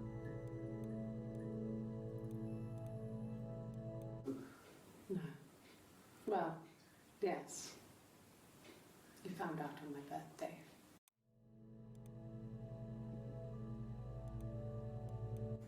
It happened very quickly. She used the word slash. Or...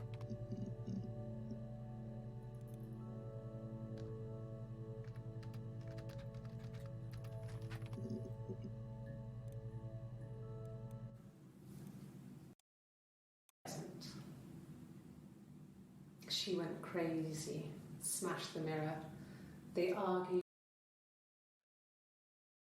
Went round. She cut his throat clean open.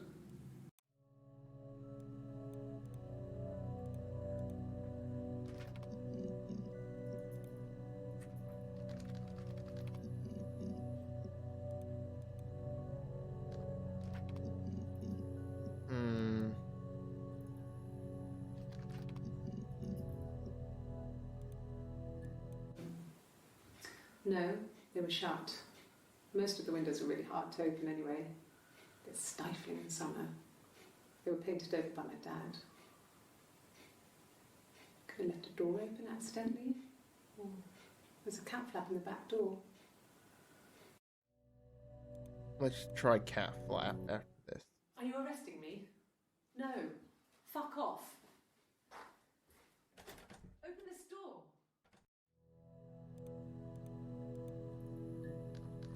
Let's go for arrest, actually. Like I said, I think I was popping out to get something, ran out of something, had to Hey, grab Dog something. Nuzzle. I sometimes drive too fast. If you want, you can arrest me for that. Yes, this is. This is a puzzle, so if you think you might play it, I would suggest going in without knowing anything, because it's like Outer Wilds or Oberdin, where once you know, it kind of spoils it. It's the kind of game where you only get one really good first go at it.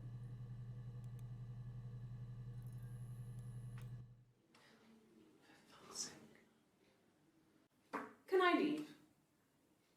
Are you going to arrest me? No. They'd laugh you out of the building. A lawyer would make mincemeat of you.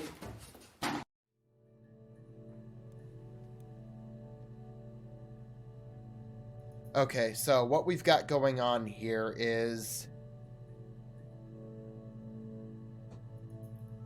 I mean, if you want to, there's probably a video on YouTube somewhere of all these snippets put together in in order.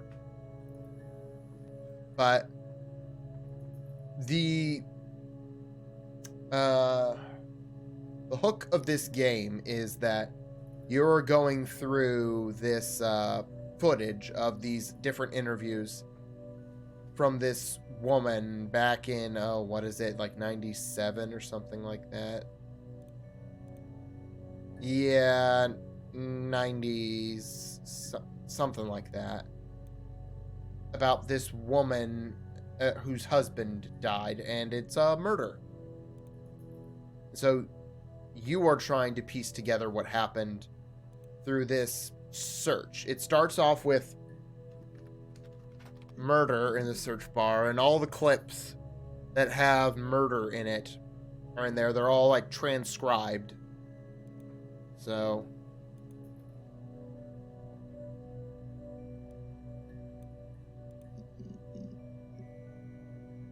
and you're supposed to go, like, you go through the clips and you find out what's happened. This is a nice of them. Is this where you take people when it's time to arrest them? Yeah, this came out in like 2015. There's a sequel this guy made to it called Telling Lies, which has a similar kind of structure. Yes. No lawyer. What are you going to arrest me for?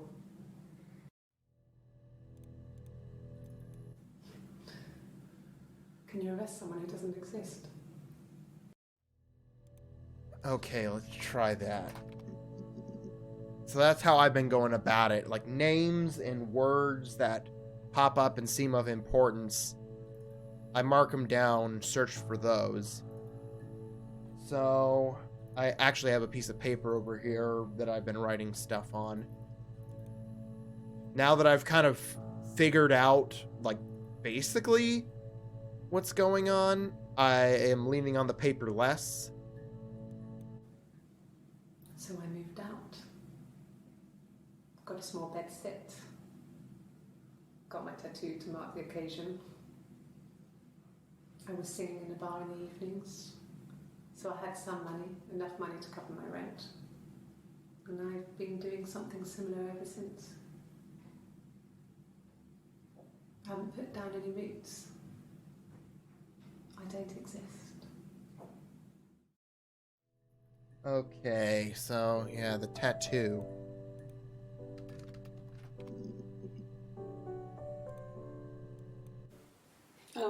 My tattoo. I got it to express my individuality. It's an apple and a snake.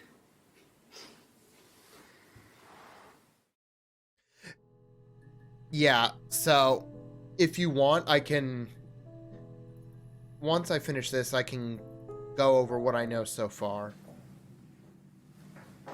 He saw me singing one of my shows. Pure chance. Not sure I remember what he was even doing there.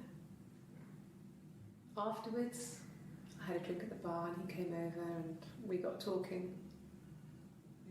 I knew who he was. Obviously I knew who he was, but he didn't know who I was. He was fascinated by the likeness. He guessed my name from my tattoo. Told me it was a palindrome, like that would impress me. I enjoyed talking to him. It was amazing to be able to sit and interact and talk to him after all this time. He didn't tell me he was married. I'm not sure what he was thinking. He later told me it was like he was dreaming. A waking dream.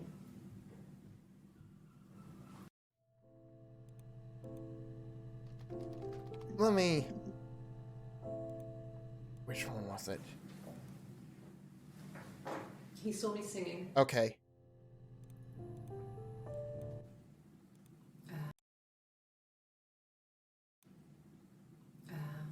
When she went home, Simon had a birthday tea waiting. Afterwards, she told Simon about me, told him I was pregnant. She wanted me to move in with them, this sister he didn't know she had. She knew that instant. The look on his face.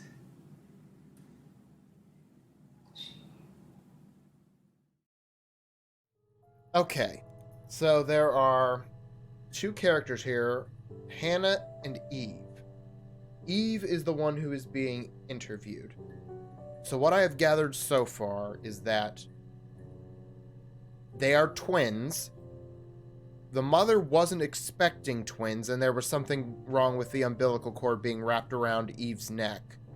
So the midwife who gave birth gave Hannah to the mother, kept Eve, and didn't tell the mother that she had had twins because they weren't expecting it.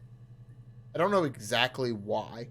So this midwife, Florence, raised Eve, and who lived across the street from Hannah and her family. At some point, they noticed each other. I think Florence probably died at some point. They started living together. Eve would live in the attic. Like she was a hidden twin kind of deal. Like, oh, what's that movie? It's like a schlocky one. The guy has this horribly mutated brother who lives in a basket. Is it just called Basket? But I don't know. But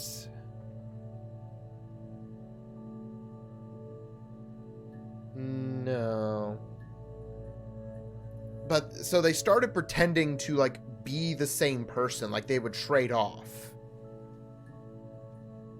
I've never seen The Parent Trap, so I know it's not exactly 100%, but it's a similar kind of deal. They're going off of the fact that they look the same and that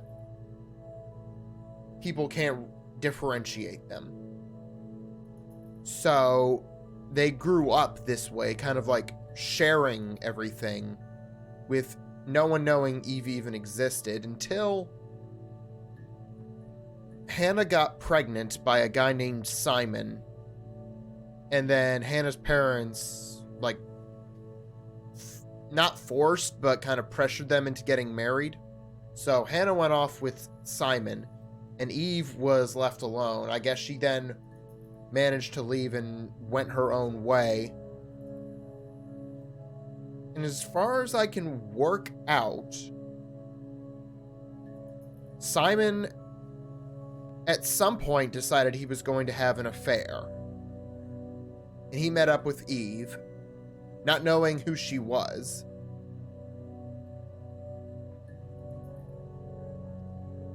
And then Hannah told Simon about it.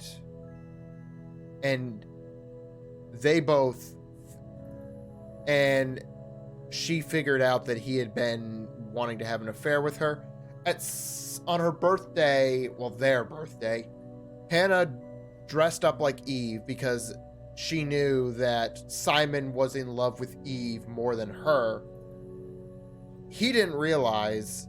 I think Eve had like a blonde wig. Oh, let me search that.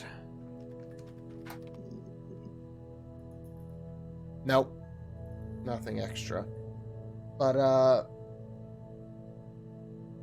so earlier in the day, he'd given Hannah this present that he said, oh, you know, it's unique. It was like a mirror. It had something engraved on it. Let me...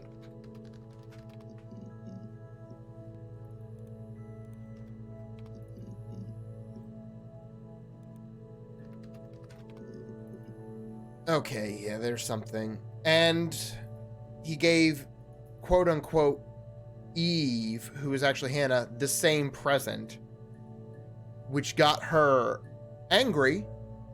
She smashed the mirror. Well, these two clips will explain the actual murder. Her story is that she'd waited for him to come back. She put on my wig, some of my clothes, pretended to be me. They talked. She'd enjoyed being me. He said he wanted to be with me. Then he took out a present, another mirror, just like the one he'd given her earlier. That unique present. She went crazy, smashed the mirror. They argued, screamed. He hit her. So she grabbed a piece of the mirror and just swung it round.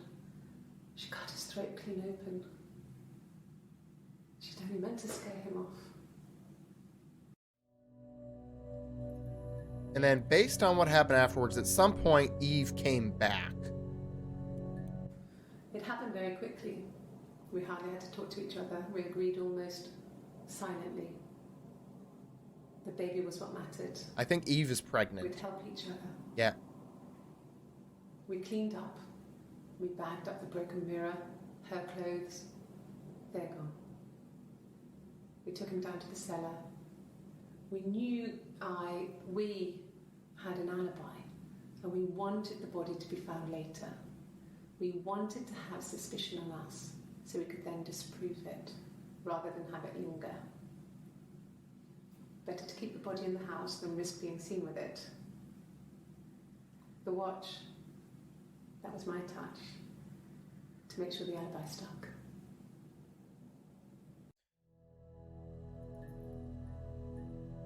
Okay, so I think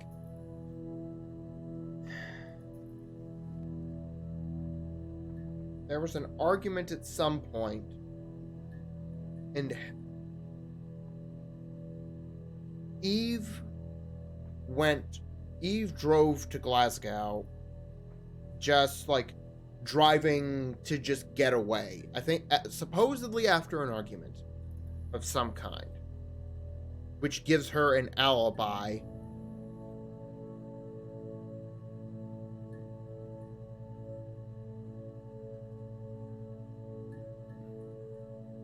But what was the deal with the watch? Let me... Well, on his clothes, that would make sense. He made it by hand. I mean, he brushes the silver onto the glass. That's not how they make mirrors these days. I mean, he made the mirror and he gave it to me.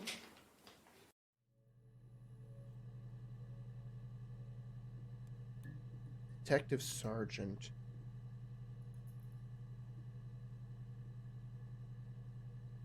%50 of the database accessed, so... Okay, so the green ones are... The green ones are what I've got. The red ones are ones I don't. And I don't have to go through the whole thing. Just... This is... I can do this and end it when I'm ready. So... Okay, talked about their palindrome... the tattoo? Okay...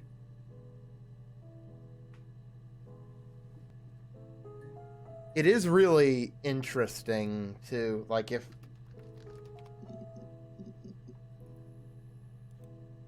we go back here. Well, I don't know. I probably had to pop out and get something, that's why I was speeding. And that wouldn't have been noted on my timesheet. But I really can't remember back to February.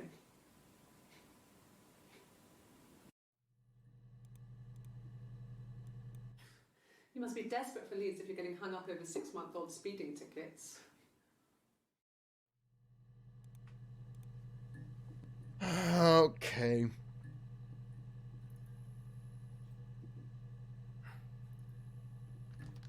Likeness? Is there anything there? She mentioned a cat flap. No, no cat. My parents had a cat before they died called Domino. It was this little black thing with white dots. And we never did anything about the cat flap, but if you were thin, you could maybe squeeze through it.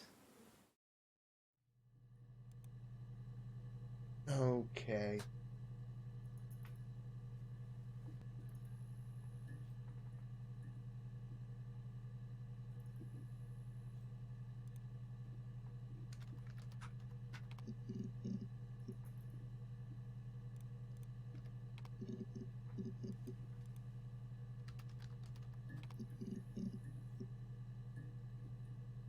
She's British.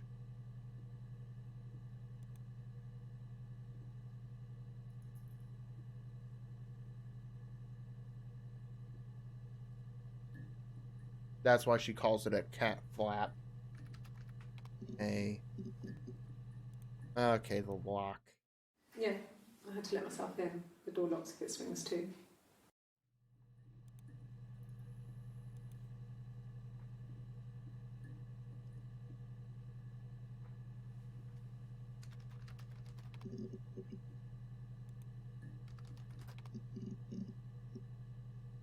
Okay. Oh yeah, and if there's more than 5 entries, they limit your access to the first 5. So you can't just go through every time they mention Simon. Yes, like a story. A beginning, a middle, and an end.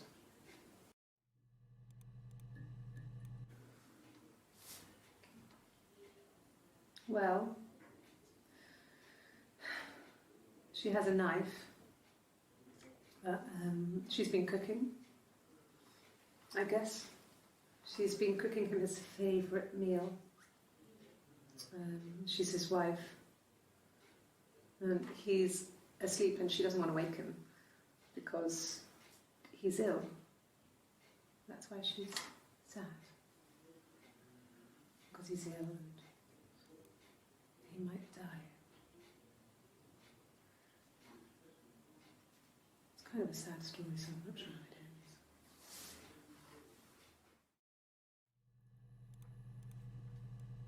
Well, she wasn't my real mother, but she raised me. Do you want to hear the story? It's a real life fairy tale.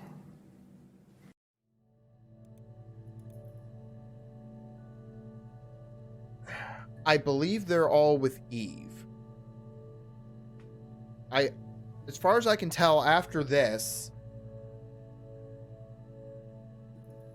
Eve is impersonating Hannah. I think Hannah may have be gone somewhere.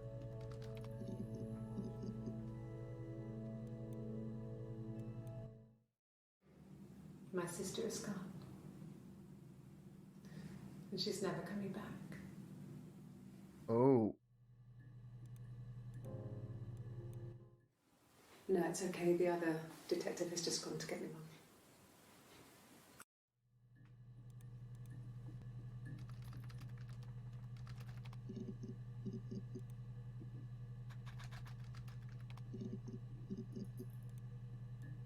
She sent him out the house, kicked him out, called me up, crying, and I went round. I guess I had a feeling I could hear something was wrong in her voice, but I wasn't sure what it was. She called me sister on the phone. She never calls me that.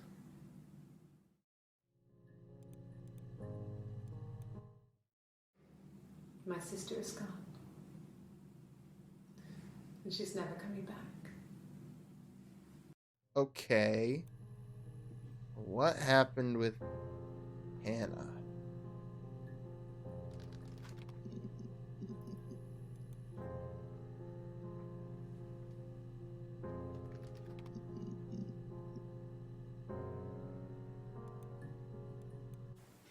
It's all that matters, really. The baby.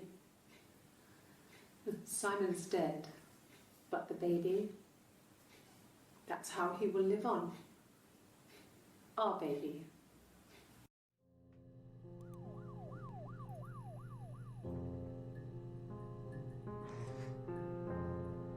I don't know if they're all... Now that you mention it, I don't know if they're all Hannah, Eve, or a mishmash, because Eve has... It was supposed to be... Eve has the tattoo. But there are some where she has long enough sleeves that I can't tell. It's all that matters. I can't see the tattoo, so I don't know if it's Hannah or Eve and you just can't see the tattoo.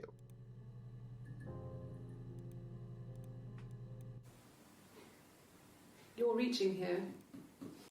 Okay. It was supposed to be a secret. Just because Simon is dead doesn't mean I have to give up all his secrets. It doesn't have anything to do with what happened to Simon.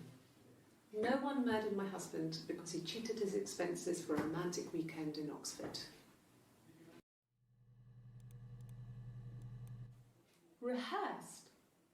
You ask me the same question, you'll get the same answer. Is that your evidence? Of course I thought about what happened then. It's all I've thought about. My husband is dead.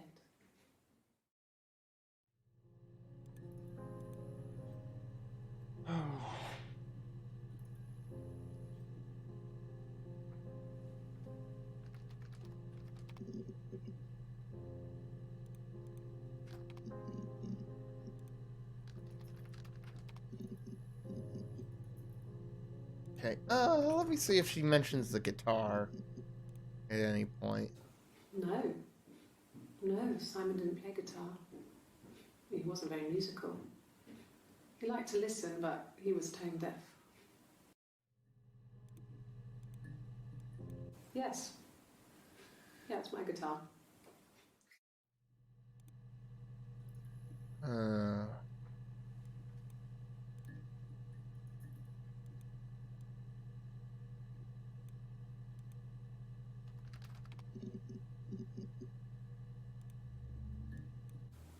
They said it was food poisoning.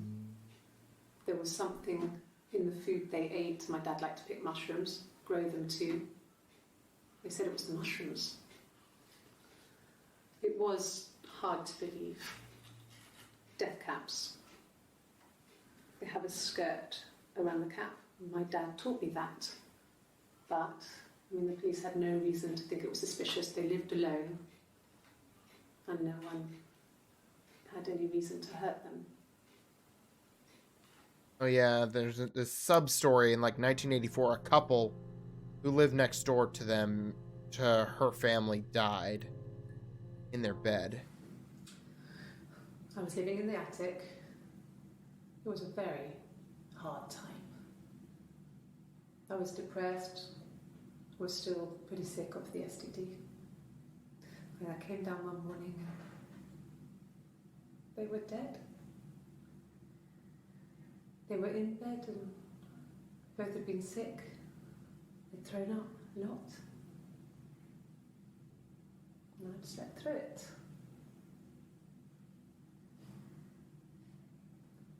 The police said it was the mushrooms they ate. Dad was a mushroom expert. I mean, he used to take us picking with him and he taught us how to recognise them. And there's no way you would have picked death caps.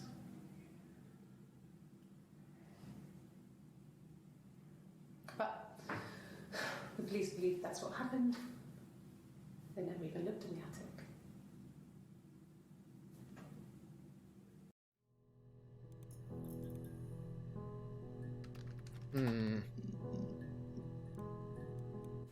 At the time they said it was poison, food poisoning. I mean, I felt so guilty. If I'd still been at home, maybe I could have done something. I didn't. Oh, okay, these are her parents, I think, who died.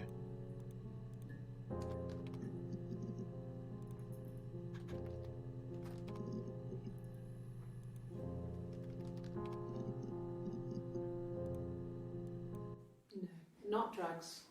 I mean, he drinks, but never very much. He goes to the pub and has one or two.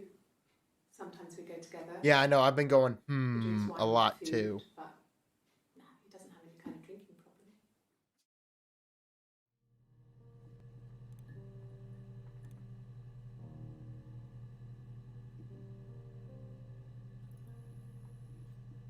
There's a lot in a row there that are missing.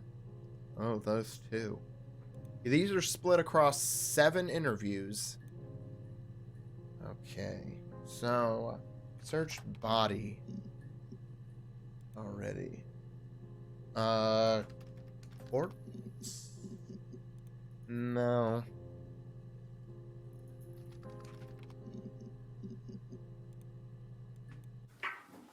Let me see. Yes. I drove in here because I remember well I went over the river. And then there was a church there. Yeah. And I probably parked. Well, I remember seeing a street sign called Princess Street. Yeah, there it is. Yeah, so I'm pretty sure it must be this one. There.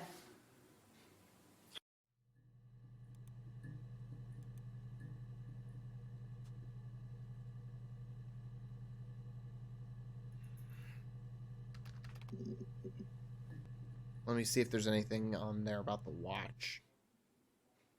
A long time. We got married when I was 17.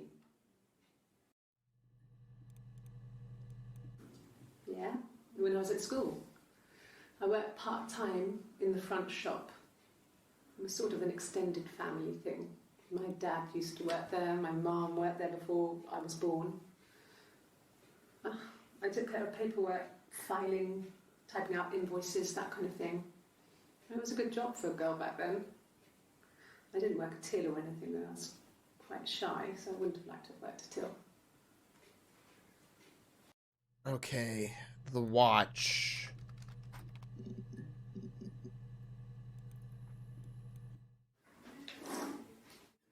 Yeah, that's Simon's watch. It was a gift from Eric. He got it this year. It was a wedding anniversary gift. Steel. It would have been Diane who chose it. She has really nice taste.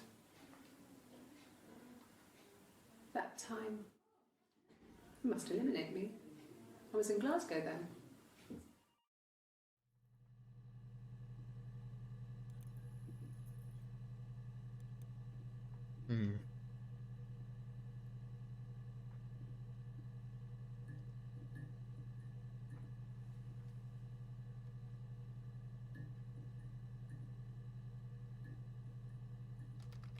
wig. Yeah, I got that.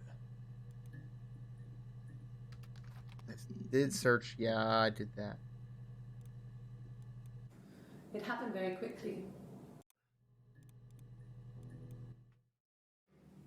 My sister is gone.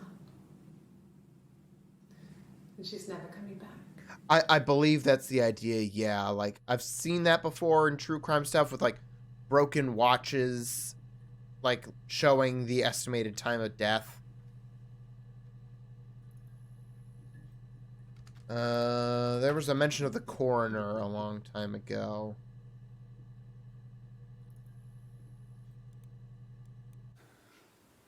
Well, fine, considering. I got back into the house today, and that was weird, knowing your people have been there through my things. It's like I've been burgled. I mean, worse, obviously. I don't know. I haven't looked in the cellar yet. They sent a cleaner in. As good as new, he said. Oh, that's... But they had to throw some stuff out. Couldn't get the blood out. And I'm still waiting to hear from the coroner so we can get a date set for the funeral. It's going to be a cremation. So...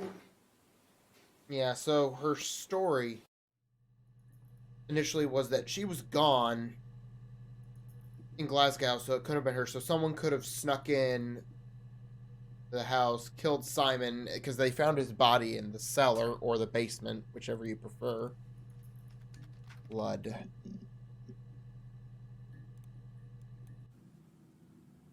She was sat behind him. She had my wig on. And she'd been there all day.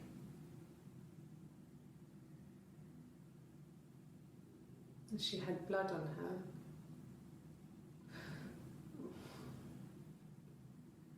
And she was in shock.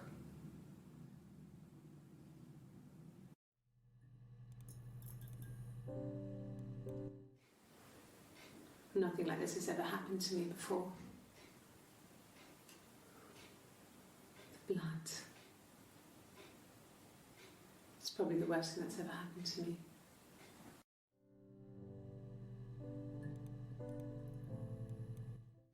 Okay. I've given blood before. Do you need to take that for your records?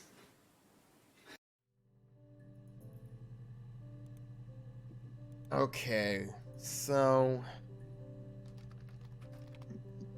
Yeah, I'm just gonna start searching terms now. To see if I can... I can take this stuff off now. Did I prove I'm innocent?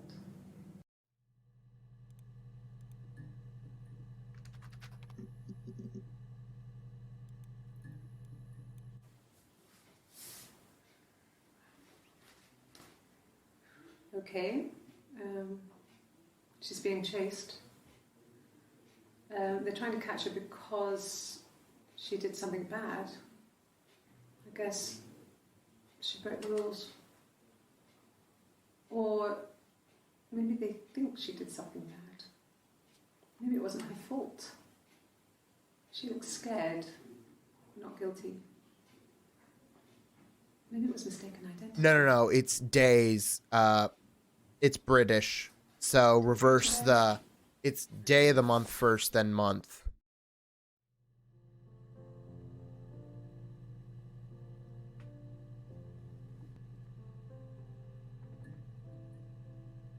As far as I can tell, these interviews... So, like, that is 27/06/94. That is June 27th. This last one, what I think is the last one, was on July 3rd. The 25th. So, yeah, these all took... These were, like, in the span of a week to 10 days. Yes. I thought about telling Hannah. I felt guilty after the kiss. But then it began to feel like this was the way it should be. Sharing. Like we had before. He never mentioned her to me. There was the Simon with me and the Simon with her. It was almost like it was a different Simon. Hey, Prelude Babe. That's a good name. But Okay. Vault.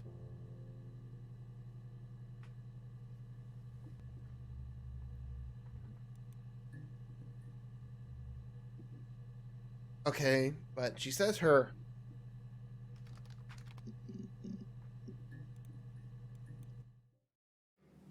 my sister is gone.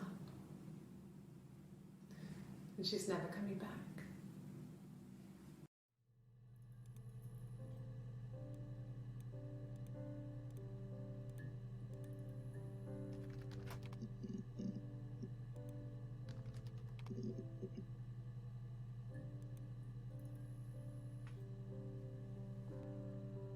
What happened to Hannah?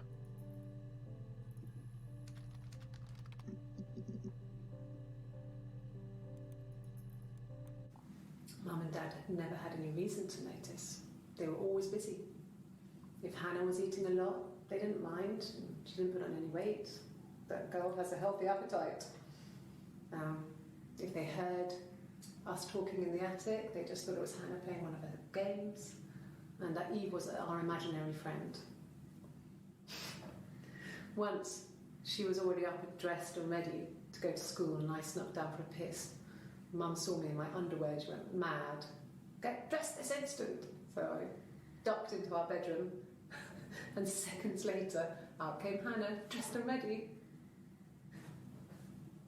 Mum was amazed.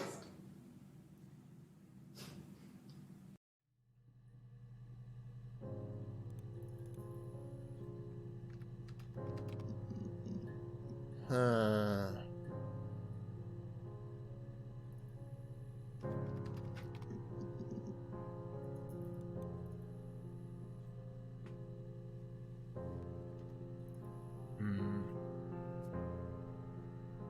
Yeah, I'm trying to figure out what happened with Hannah.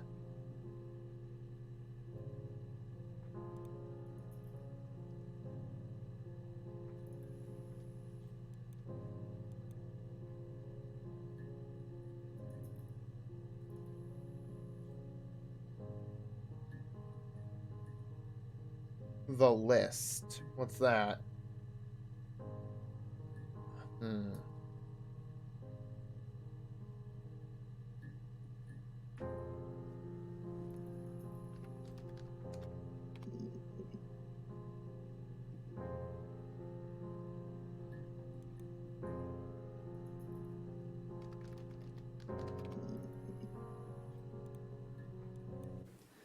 No, he was as shy as me. I asked a friend to ask him out for me. We had our first date at the Odeon in North End.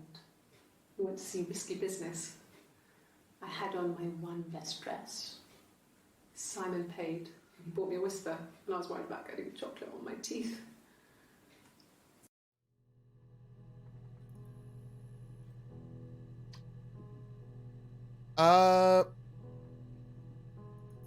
She doesn't have a tattoo there. He was as shy as me. I asked.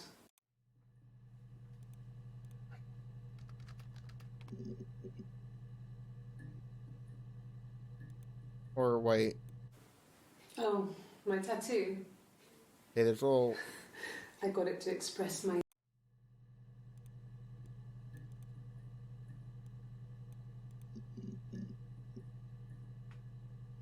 Okay, so it is a different top. So, okay, yeah, they are interviewing... Yeah, she got it at some point, but... Okay, so these interviews are with Hannah and Eve. Both of them.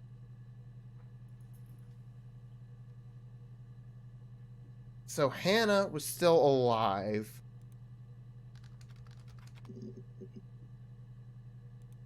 Okay, let me see if I can get... It happened very quickly. We hardly had to talk to each other. We agreed almost silently. The baby was what mattered. We'd help each other. We cleaned up. We bagged. Let's try...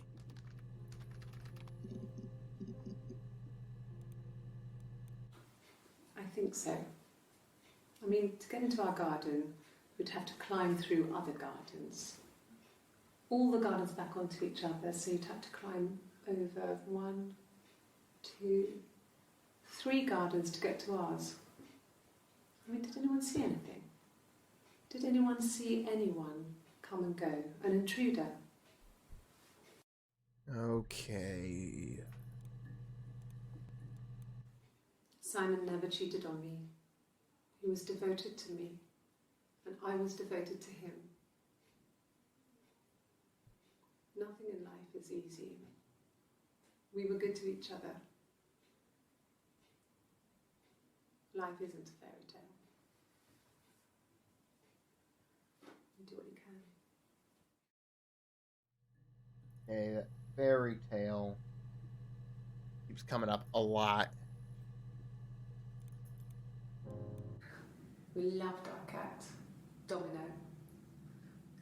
He had this little bell around his neck to stop him from killing birds in the garden. And we used to write each other notes and put them in the bell, and we could send them to each other. Mum found some of the notes once, and she thought I was just writing to myself because our handwriting was identical. And we had our own words for things, so she didn't quite understand them anyway. Okay, so let me try variations of cheating. Mum and Dad never knew what was going on and got so good at it. We were so in sync that we'd use each other to cheat. If one of us had a hangover, the other one would go to school. Whoever was best at a subject would sit the exam. There were lots of differences between us. Some things one is better than the other at.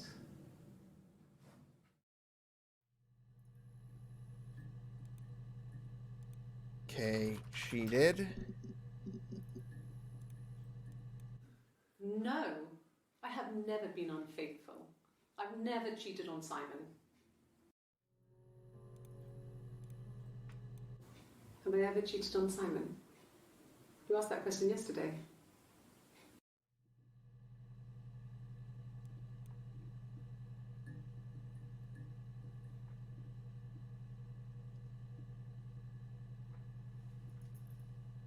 It is entirely possible.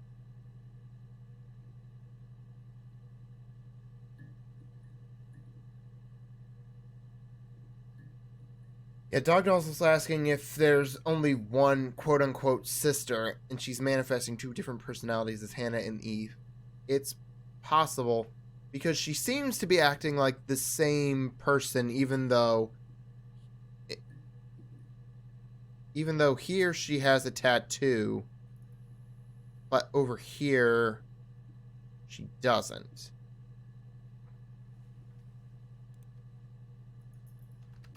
Let me...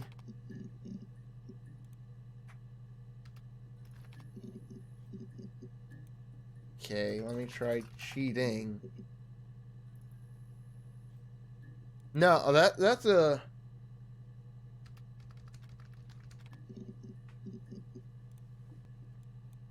And the Glaziers.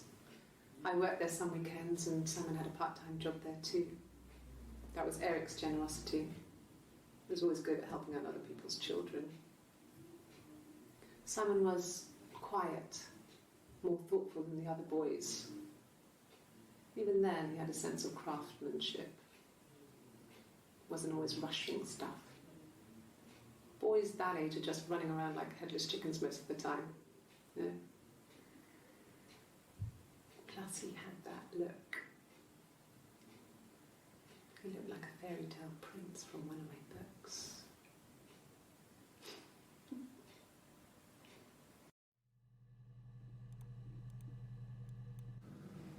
Fairy tales.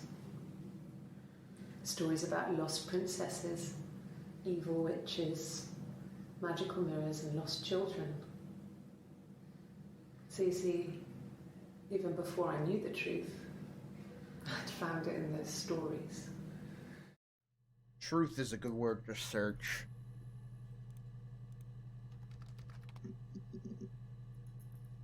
Okay, well that's it. Witch has come up a few times.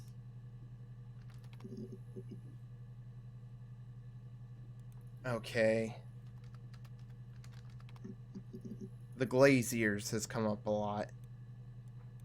A mobile phone? Yeah. Well, they have one for the Glaziers, but it's only for work. I can't remember the number. Oh, it's in the kitchen. I saw it plugged into its charging cradle.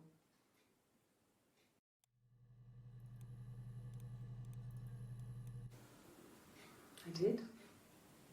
Well, we met when we were 17, both working at the Glaziers. No. Everyone loved Simon. He's a Glazier. He doesn't have much money. I mean, I don't know. I don't know.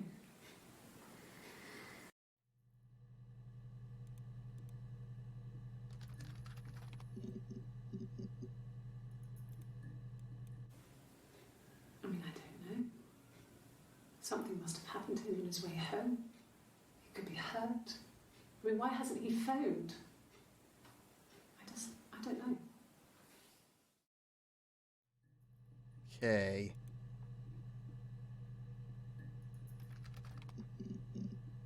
Let's see about the phone. Sure. Yes, of course, if that would help. Will you phone the house to let me know when you want to come round? Then I can make sure that I'm there.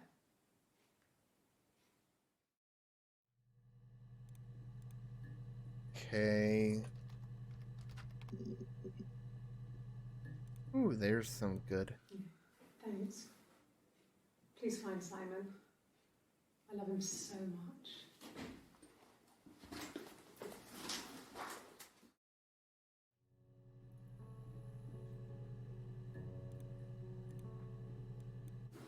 No. I mean, everyone loves Simon. He was so nice to everyone. He loves me.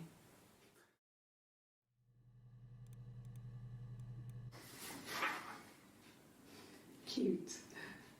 You must love them very much. What ages are they? Okay.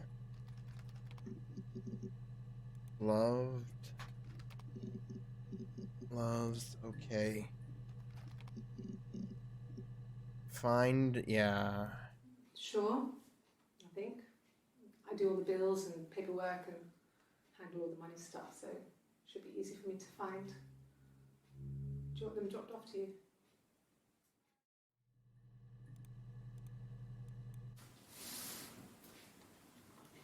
She's crying, I guess. She's sad because she thought she saw her husband with another woman. But it's okay, because she finds out it wasn't her husband, it was his brother.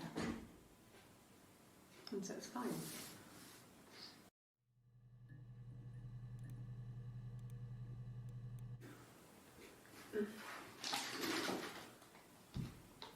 Yes, this is it. He made it himself. It's a special one-off. He made it and decorated it. That's his thing. Where did you find it? Okay. Found.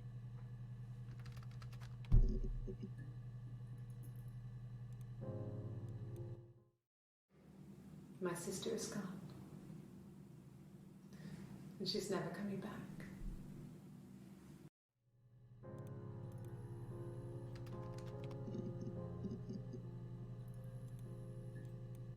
Suicide? No. Oh, yeah. Suicide is a good one to search. Anything like that. I mean, to hurt himself? No. Okay, flipping the paper over, so. Suicide. Hurt. When you've been married for 10 years, stuff accumulates. We could argue about anything. And he's so nice. That doesn't help. He tries to smooth things over, and that just makes it worse. We're both passive aggressive, so we never normally argue directly about anything.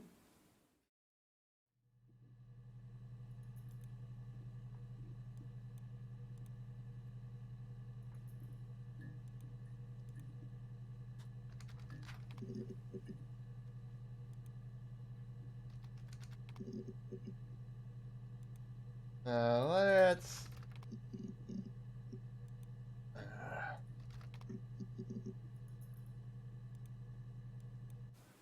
Really? You're going to ask me about my sex life? I mean, isn't that private?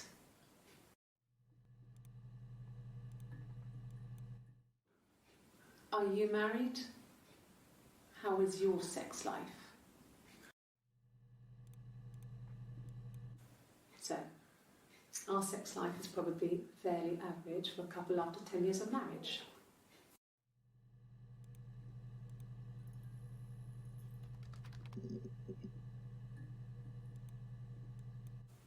Hurt someone? Yes. But everyone thinks that from time to time, right? You just want to lash out.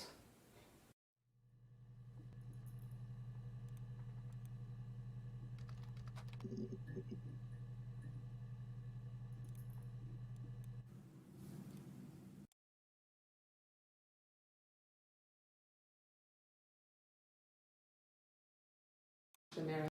Crazy's a good one to...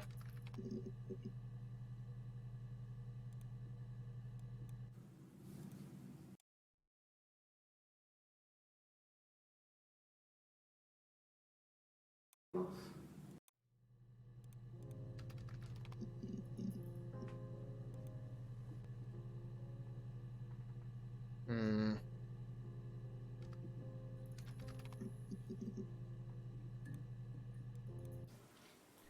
I thought it made me sound suspicious. It's not a normal thing to do to drive to the other end of the country. I wanted to keep it simple. I know it was stupid not to tell you everything. Saying I spent the night in Glasgow when my husband went missing, I thought it would, distract you from what was important. It's different now. Mary's.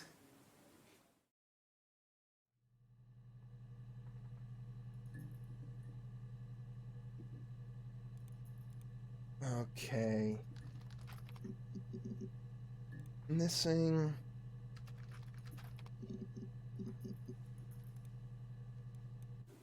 Yeah, we were 17. It was a nice wedding, people said. Simon looked very handsome in the photos. His parents paid for everything, but he's an only child, so it was important to them. It was what they called a shotgun wedding, but if you looked at the photos, you couldn't tell. The dress was beautiful. It looked like Princess Diana's. The train wasn't quite as long, though. There's a great photo of the bridesmaid. Yeah, we were 17. It was a nice wedding, people said. Okay. Simon looked. The dress was beautiful. It looked like Princess Diana's. The train wasn't quite as long, though. There's a great photo of the bridesmaid helping to carry it out of the car.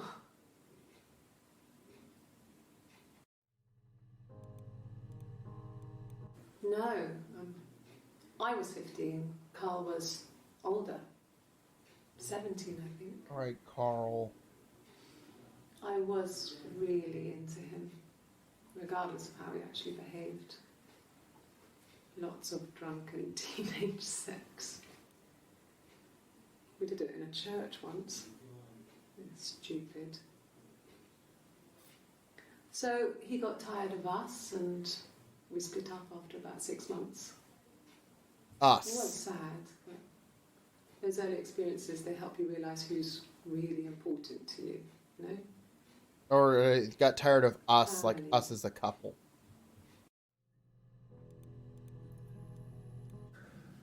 It's like I told you before, I drove. I took the car and drove. I don't have my own car, but I have a spare set of keys. I just drove north. I wanted to think, put some space between me and them. Everything I told you before is true. I stopped at Glasgow. I was tired, exhausted. I pulled out and I hit a car.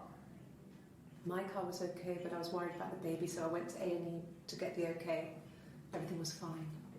Slept in the car. When I woke, I tried to call Hannah from a payphone. She wasn't answering. And then I decided to drive back. I had decided that she was more important to me than Simon.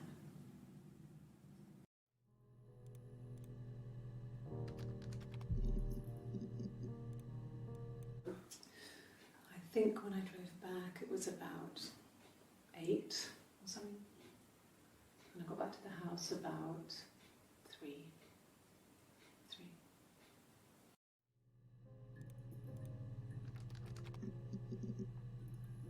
Hey.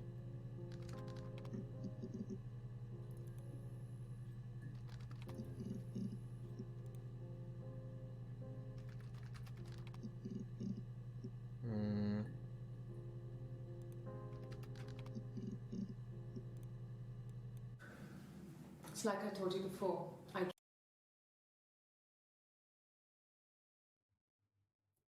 hit a car. Let's try them as a word. Let's try some simple stuff. Okay. There's a girl and she's staring out of the window. She's sad. She's trapped. She's here. She's looking out the window because her mother won't let her out.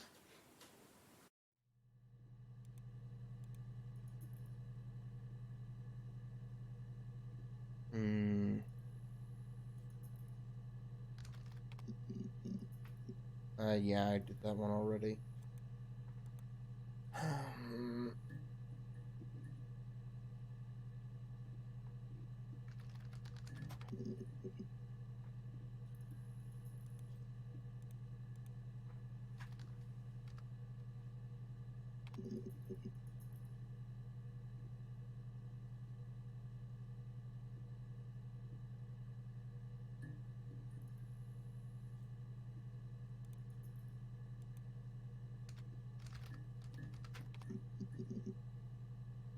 Ruth. Ah, there we go.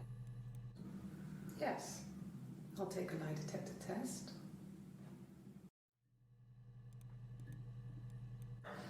I've never taken a lie detector test before. Does it really work?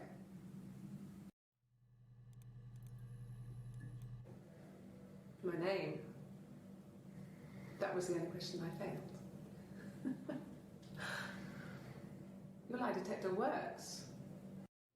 Oh.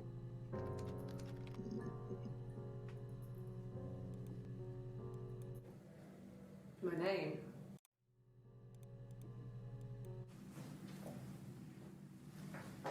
He saw me singing one of my shows.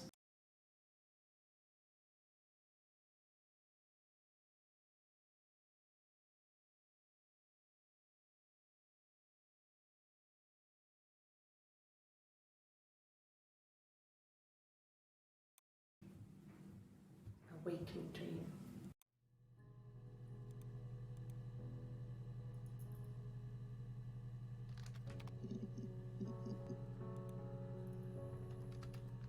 Yeah, I figured that out a while ago too, Hannah and Eve. Well, she talked about wanting to... Okay, now. Did I search kill?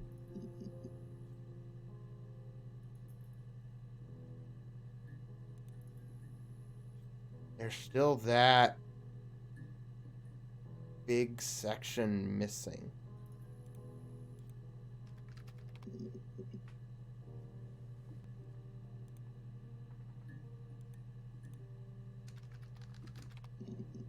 Yeah, okay, let me... My name is Hannah. H-A-N-N-A-H. It's palindrome. It reads the same backwards as forwards. It doesn't work if you mirror it though, it's not quite symmetrical, but well, I mean, you get the idea. Sorry. Hannah Smith. I live at 31 Gladstone Street.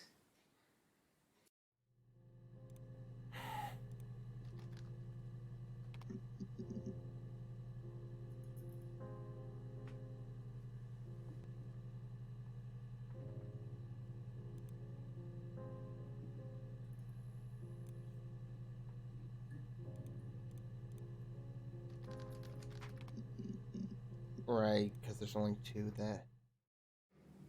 My sister is gone. And she's never coming back.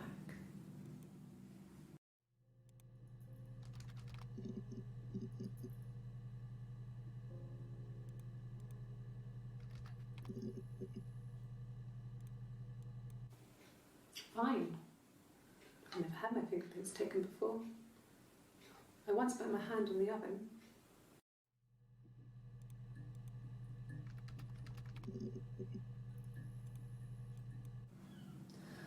Hannah was so smitten with Simon. She started getting jealous, didn't want to share. Even the first date. We went to see Tom Cruise at the Old Odeon. We both went, kept changing places in the toilet. We only had one best dress, so we had to keep swapping clothes. Must have thought we had terrible bladder problems. The next date, it was my turn. At the end, I let him kiss me, but that was it. Yeah, no spoilers, I didn't want please. to have a Carl in the hands, and the Ouija board had said to hold back. Ouija board? After that, it was Hannah's turn, and she slept with him. Broke the rules. Deliberately broke the rules. She wanted to be the first to sleep with him. I mean, that's when she got pregnant. From that one time.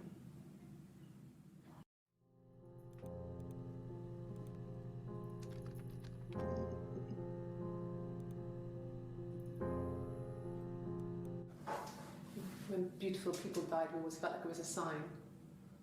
You remember Princess Grace? Grace Kelly? She died in a car crash the year before we met Simon.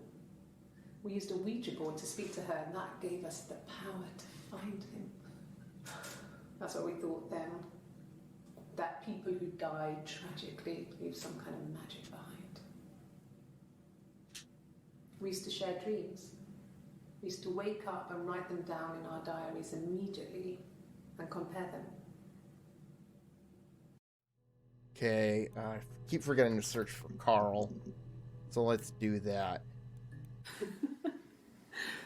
Was he my first? No need to be so coy. No, he wasn't my first. That would have been Carl.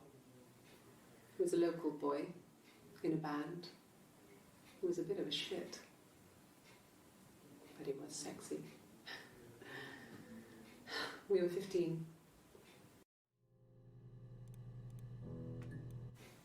Family.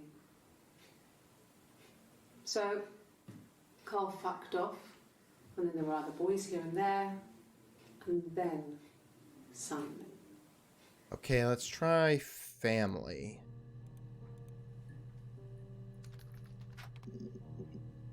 Also, I love this. 232 megabytes local storage used. Okay.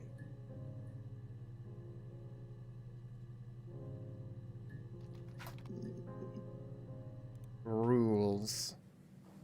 Just became our way of life. We would swap places and take it in turns to do things, and we were very careful. Whoever had been out that day would come back and write a detailed diary so that we were on the same page. We had a list of rules that said what we could and couldn't do in any given situation. It was exhaustive. We lived a second life through those rules. Rules for things that could only ever happen inside our imaginations. We would consider all the permutations of future events and agree rules to walk our way through them.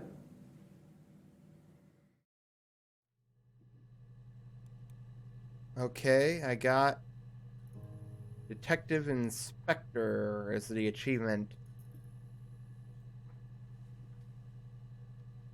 So that's 75% of the database. Clear up this chunk is still missing though, and that bothers me. Oh, there's one missing. Ooh. Diary.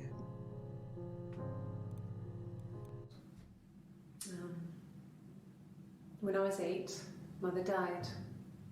She slipped down the stairs. It was an accident. I had read a diary at that point and I knew she wasn't my real mother. So I burned the diary that day and I left. Walked out and across the street.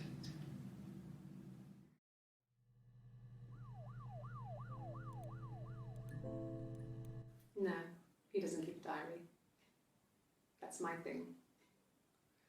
I've kept one, well, as long as I can remember, since I was a girl. Helps make sense of my day. And when you're forced to put something into words, it just gives you perspective. Everyone's on the same page. Let's try that phrase. Same page. Okay, no. Future. Let me try just... Jail. No. Accident.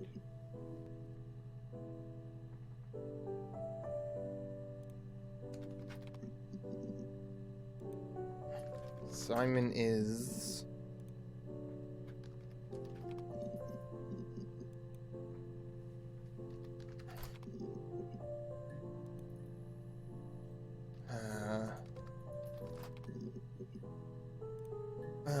his boss.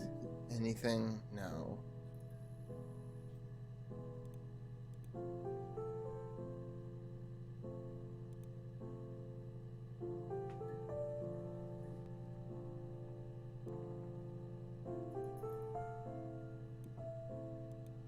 Which one's missing? That one? Why is it yellowish? Oh, that must be the last one I accessed.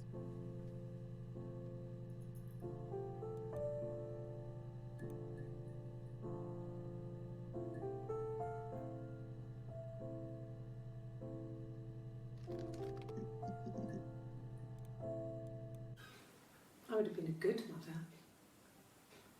I was young, but I would have been a good mother. She was a girl, by the way, the baby. We were going to call her Sarah. Simon wanted to call her Ava after his nana, but I didn't want her to have a symmetrical name.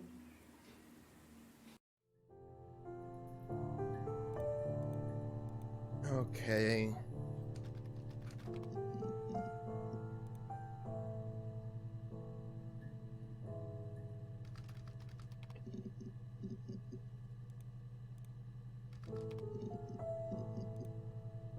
The baby.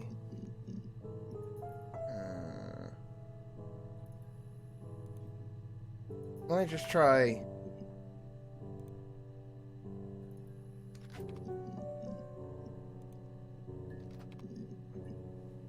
Yeah, let me just see if I missed anything simple. A black coffee, thanks. No sugar. I'm sweet enough as it is.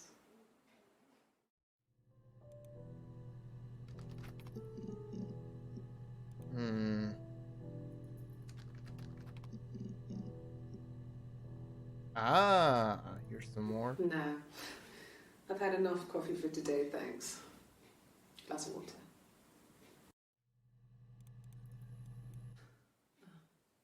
Coffee, I guess. Milk and sugar.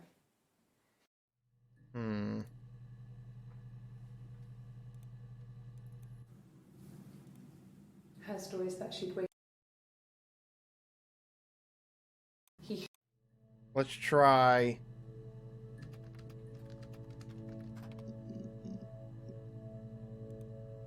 Nope. Okay. Roll credits. Okay.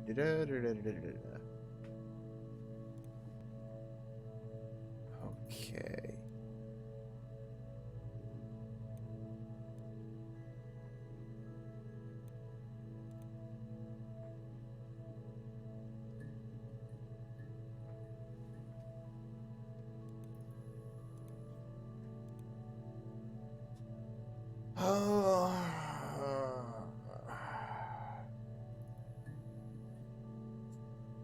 How many results did I get for twin?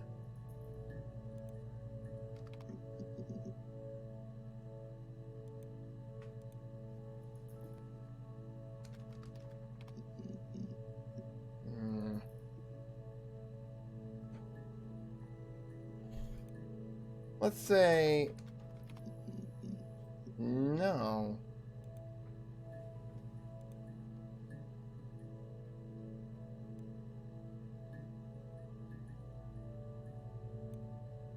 Okay, I know I searched baby. Let me try the baby.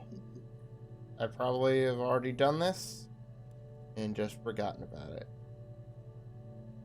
Yeah.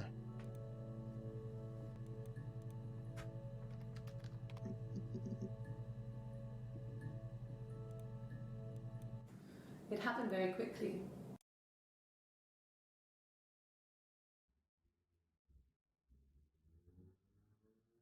Her clothes.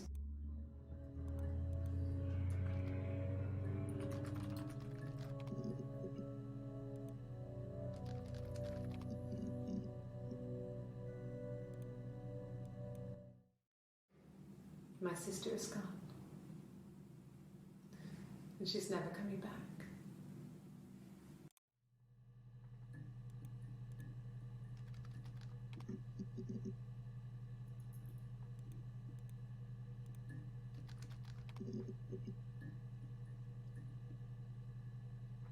Oh, God. You can't hear it because it's not coming through, but there's a car alarm going off outside.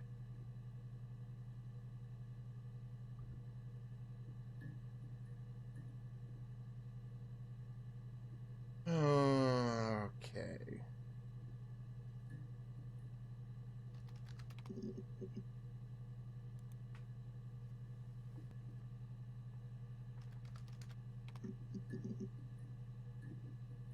Okay, I'm kind of running out of steam here.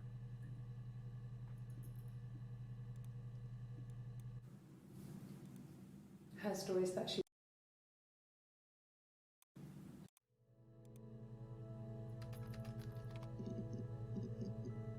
Okay.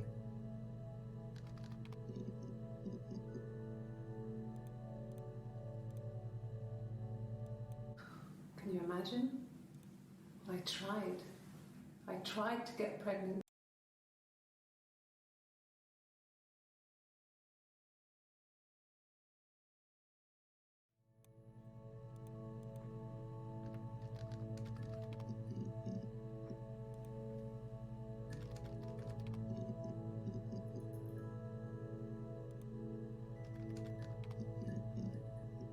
Hmm.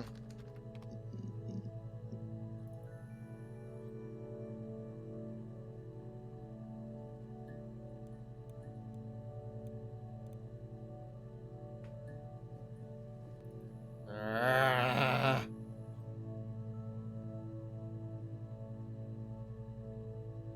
That missing chunk right there. It's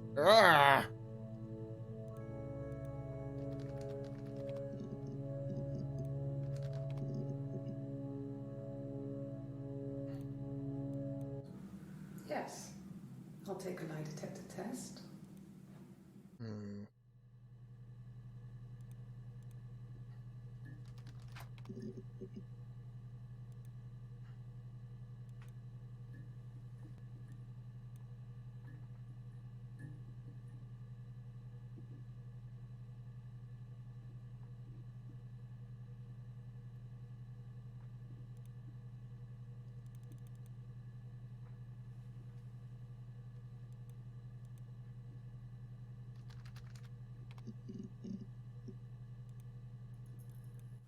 No.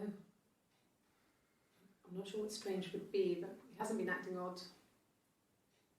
He's been busy at work, but nothing too stressful.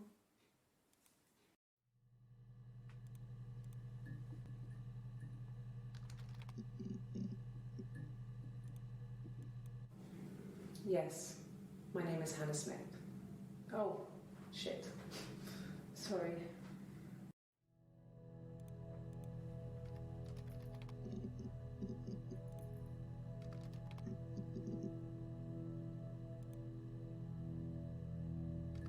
There were 6, 7.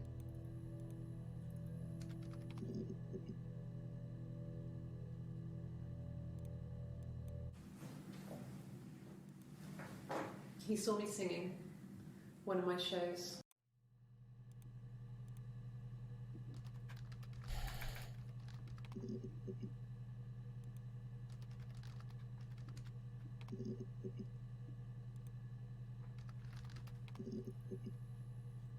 Ooh. Nothing else happened that night. We talked, then I said goodbye. Then next week I was singing in the bar again, and there he was. And again the next week, he offered to buy me a meal. I told him I had already eaten, and so we got chips and ate them on the beach instead. When we said goodbye, he asked me to kiss him. Romantic.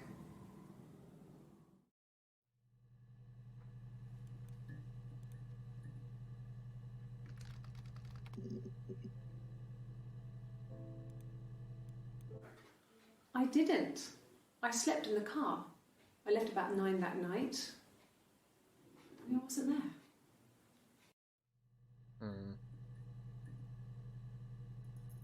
Let me see if goodbye brings up anything. No.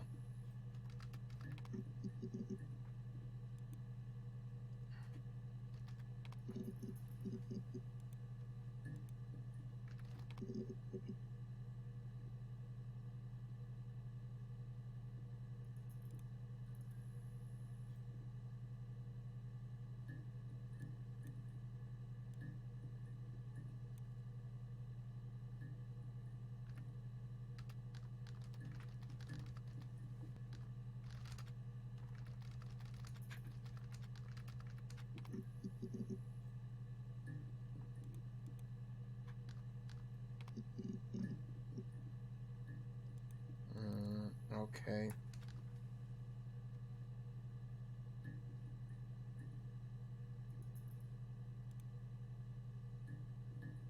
This missing chunk. Gotta get in there somehow.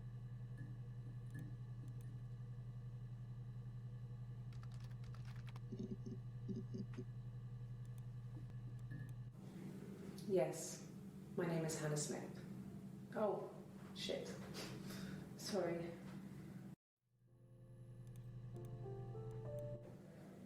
My name?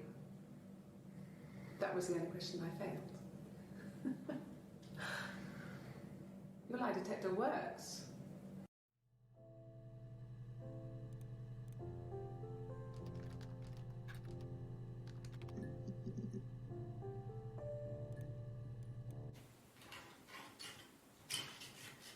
This is the 3rd day running you've called me in.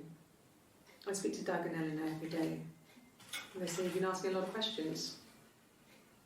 About me. Should I be worried? Am I a suspect? Oh yeah, let's try suspect or suspected. Thought. Okay. My name works.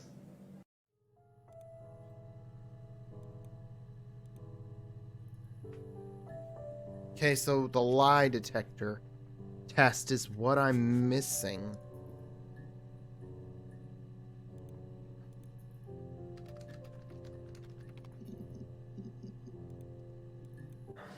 I've never taken a lie detector test before. Does it really work?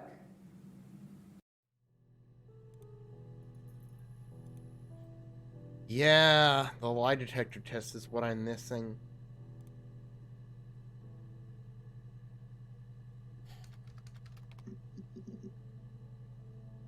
Mm.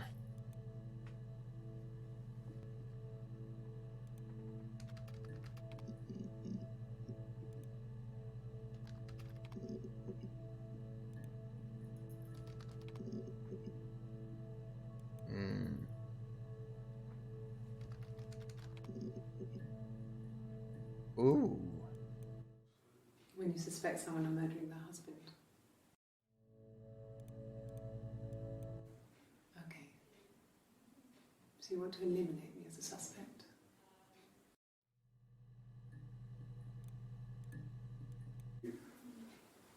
That should eliminate me as a suspect.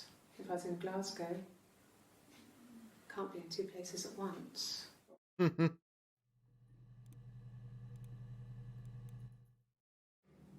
My sister is gone. And she's never coming back.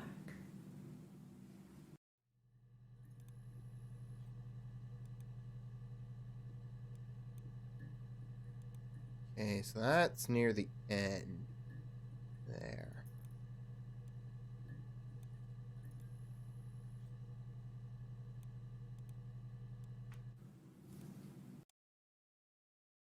She cut his throat clean open.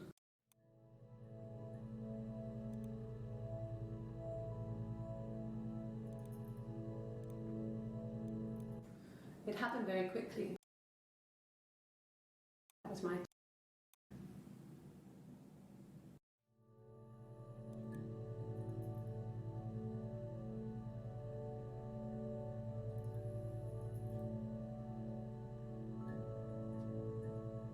Hmm.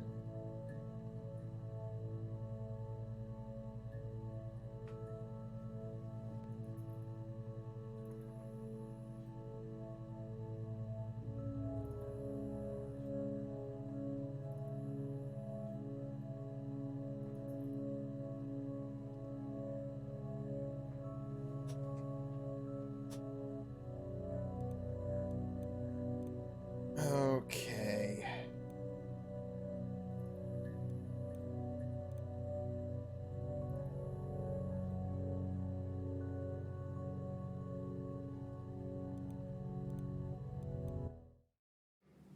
My sister is gone. And she's never coming back.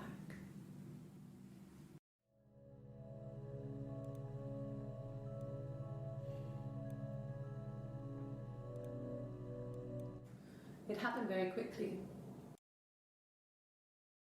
We had an alibi, and we wanted the body to be found later. We wanted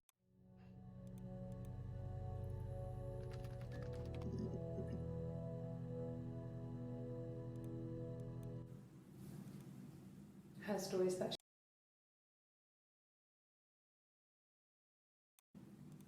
she went crazy. I think, yeah, I did search that before.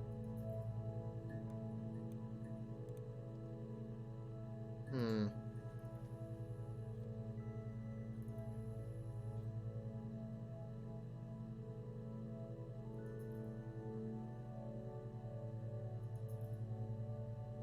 Hmm.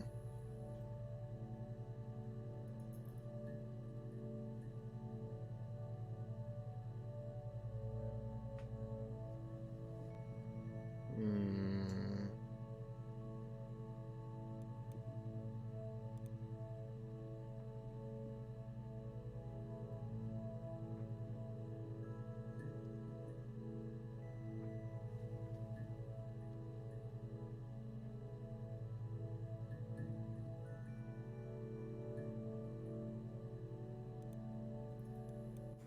It happened very quickly. We hardly had to talk to each other. We agreed almost silently. The baby was what mattered. We'd help each other. We cleaned up. We bagged up the broken mirror, her clothes. They're gone.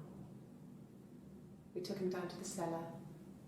We knew we had an alibi, and we wanted the body to be found later. We wanted to have suspicion on us, so we could then disprove it.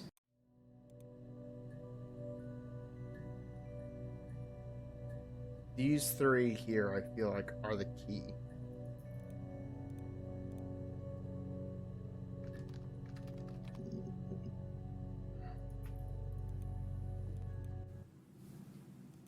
Her story is that she'd waited for him to grab a piece of the mirror and just swung it round.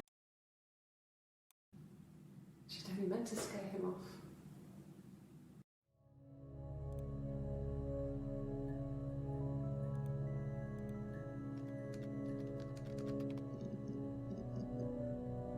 Oh, here we go. Yes, it was a cremation for the best. We both wore black and had veils, so it was easy. And after the funeral, everyone came back to the house. Hannah served up sandwiches, and I stayed out of sight.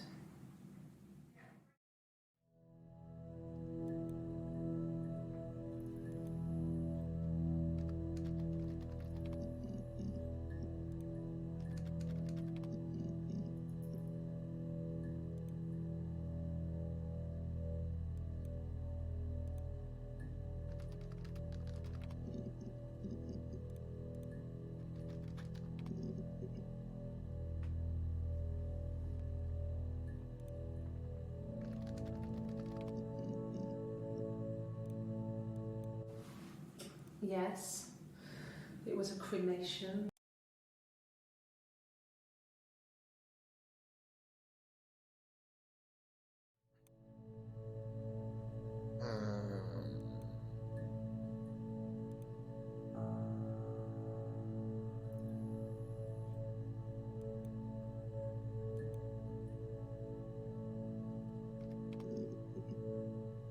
Hey.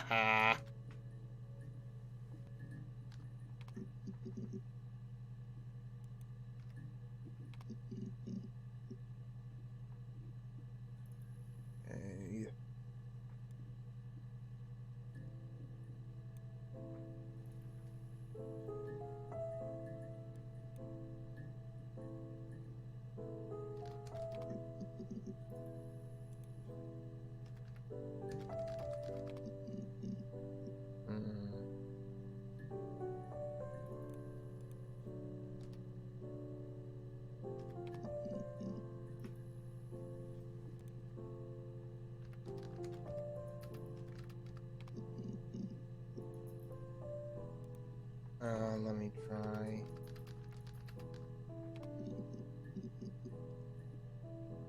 Okay.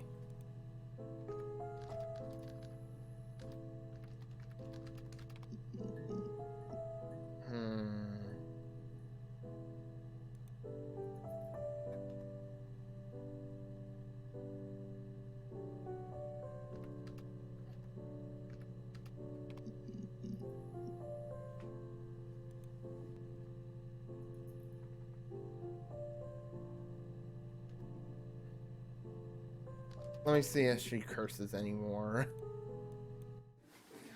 No, I'm okay. Fuck.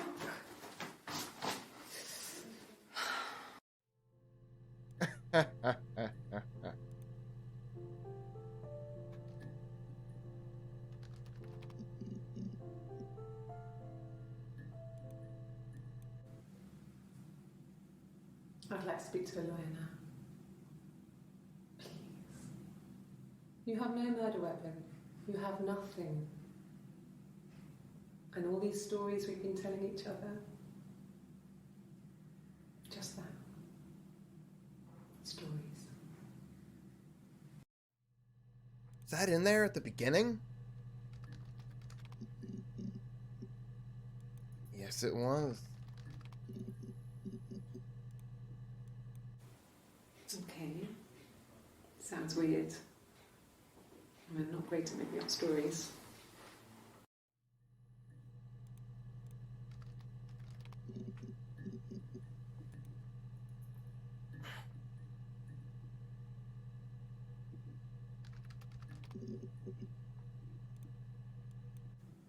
Yes, I understand my rights. No, I don't need a lawyer.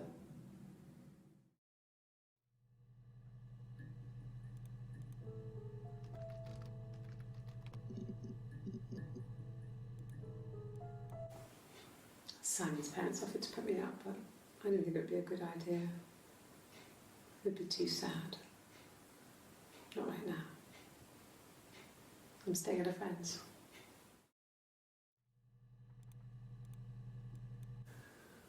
That can't be right. In the bedroom.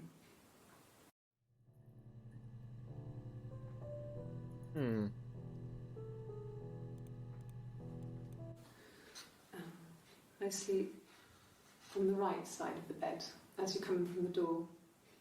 You can tell because I have 2 pillows and he just has 1.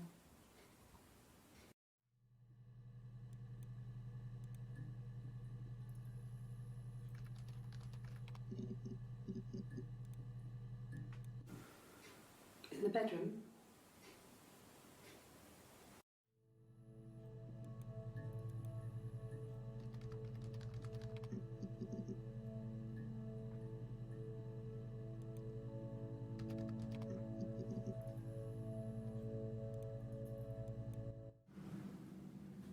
Mother wanted me to grow my hair long, but I kept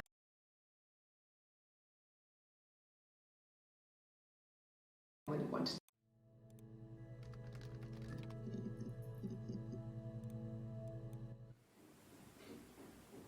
I wasn't in the house.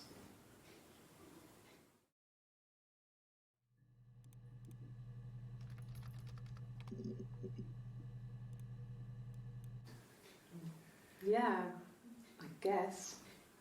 I mean, I'm quite a private person and I didn't want to get into the detail of the argument.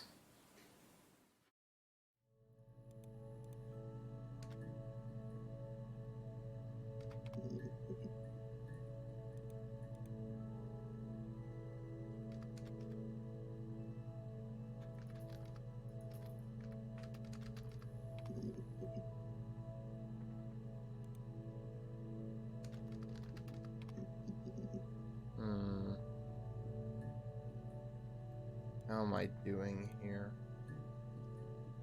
Not too bad.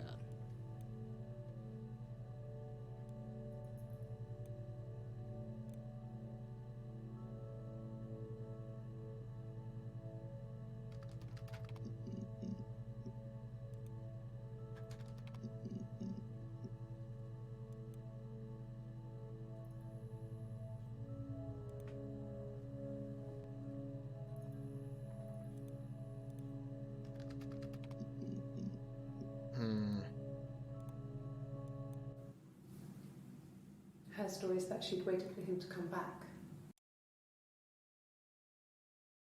The mirror.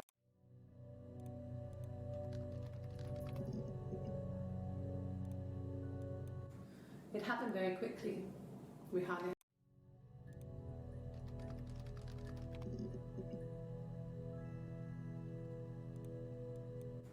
It happened very quickly. Why? So we.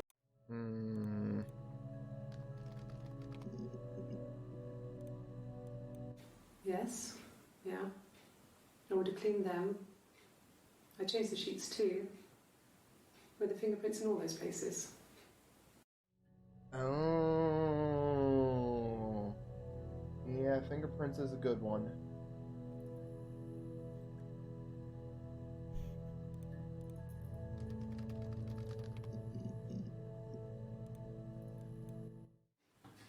Fingerprints.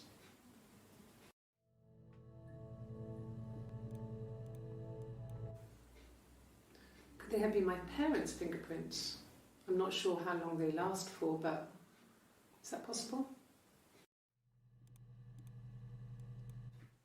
Really? Go on then. Take the cup. Run your fingerprints. They'll match. Fucking idiot.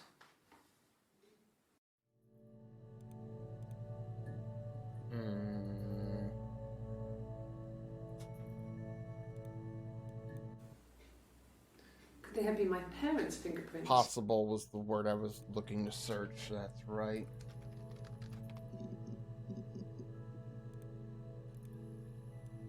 No.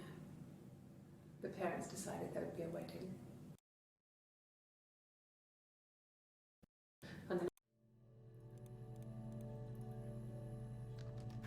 And now.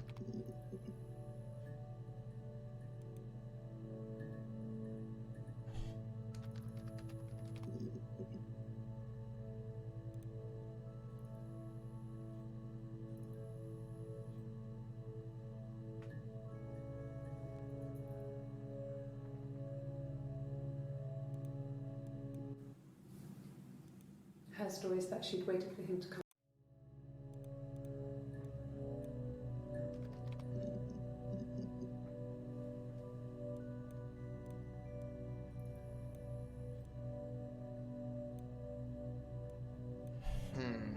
Okay.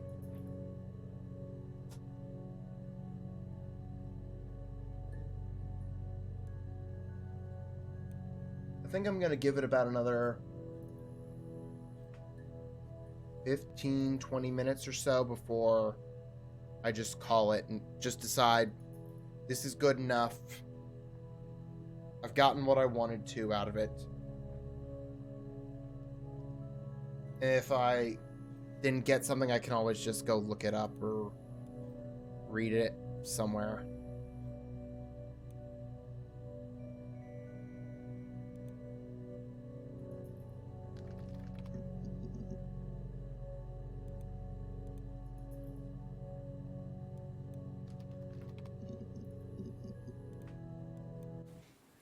I haven't been into work. I guess I've just been waiting to hear from you, hear from my husband. Yeah, let's try that. Husband, wife.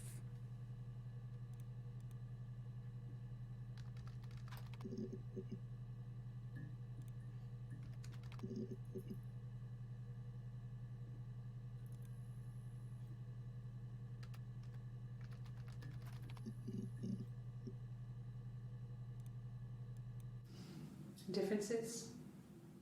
She's a better driver than me.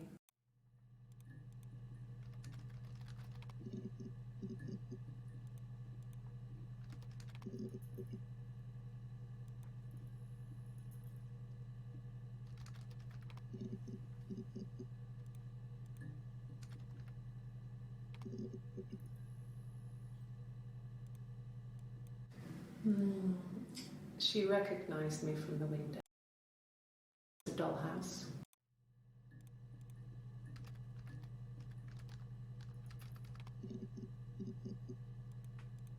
Does it? Okay, it does. Recognize American and British English spellings.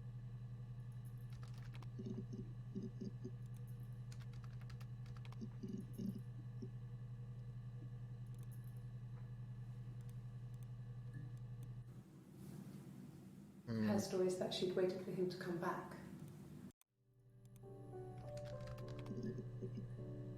Ooh. I think it was that time, the first time, at the house, in his bed, that I got pregnant. Amazing, right? This fucking magic sperm. And they say lightning doesn't strike twice. I didn't tell him. I missed 3 periods. I had pretty irregular periods anyway, but 3. I had always thought we were infertile. Both of us. I didn't tell him. Just waited. Hannah and I were meeting for our birthday, and I told her because I thought she would be happy for us both. I think she was.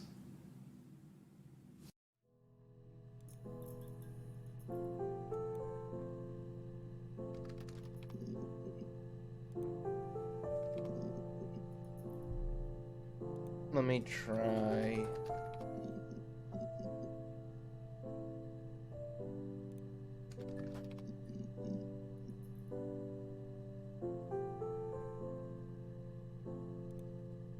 Okay, there's one in the... I got the one in the middle there.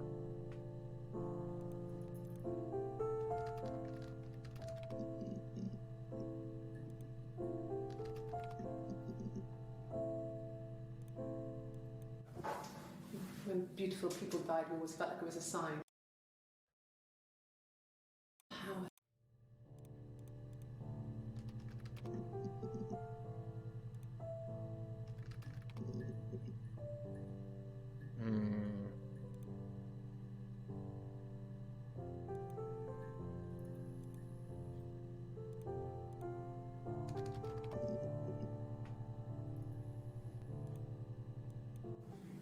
Yes, my name is Hannah Smith.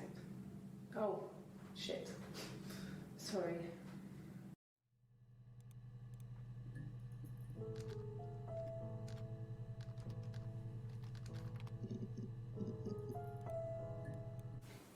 What about us?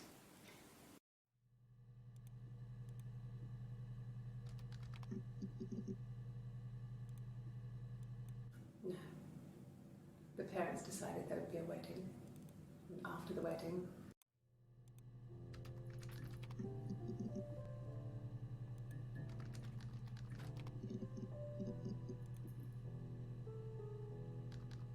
Did I?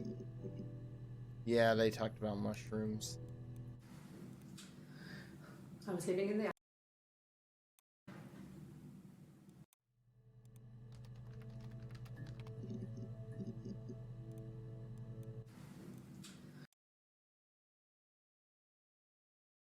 used to take us picking with him, and he taught us.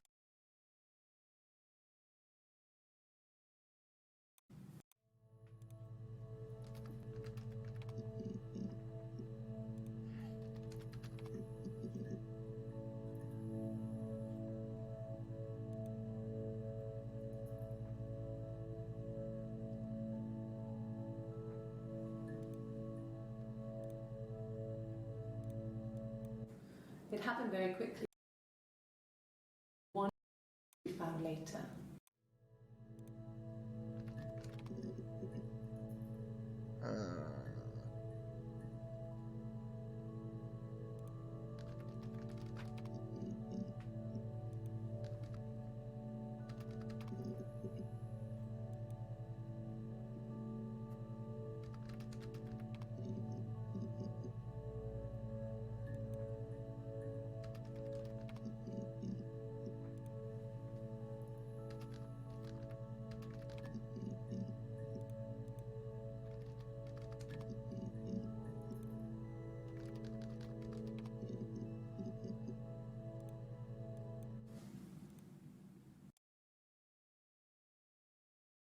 Parents.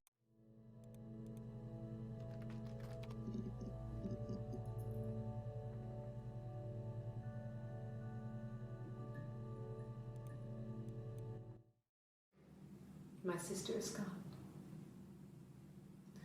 And she's never coming back.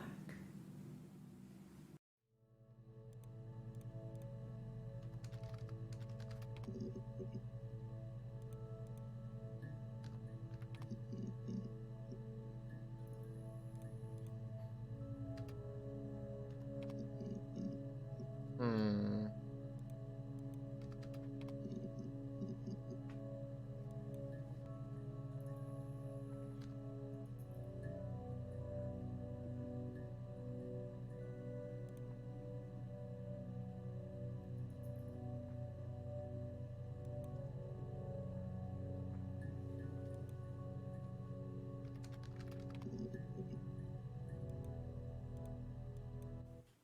I don't see how it's hard. We've established I was in Glasgow when he was killed. You've spoken with the hospital.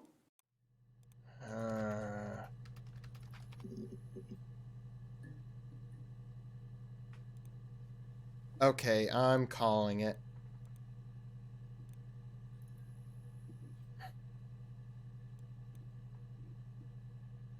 So, as best I can determine, I haven't been able to get everything, but I feel like getting anything more would be just poking around blindly in the dark and not really getting much. So, what I have got is that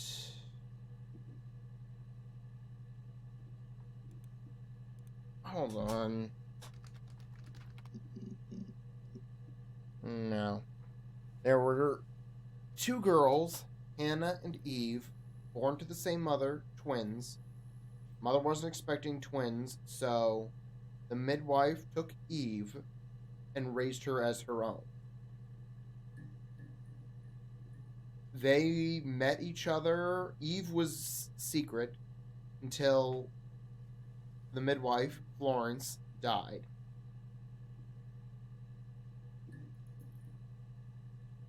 At which point, Hannah and Eve decided to live as like the same person. They parent trapped it, pretending to be each other. Well, they both pretended to be Hannah.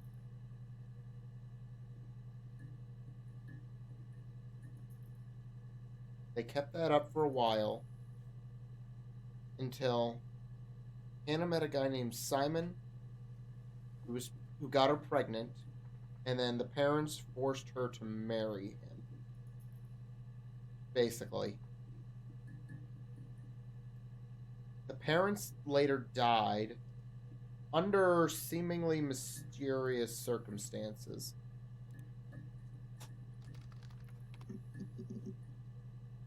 Nothing.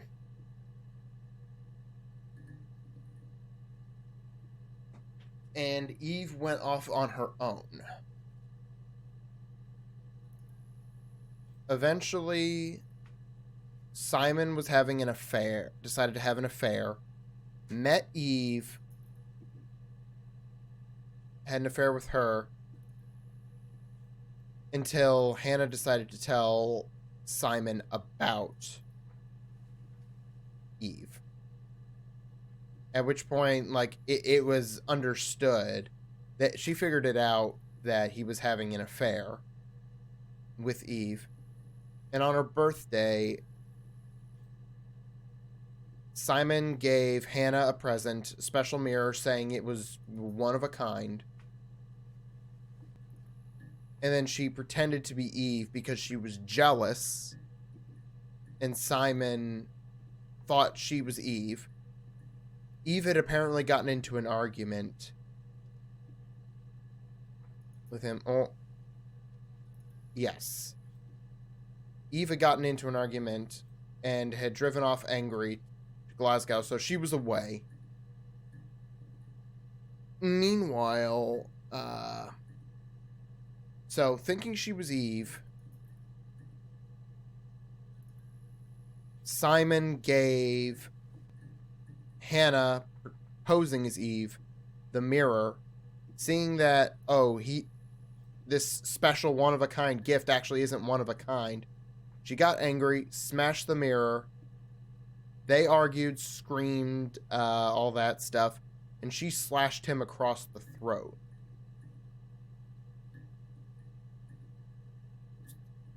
Accidentally, quote unquote, as far as I could tell, it was accidental, killing him.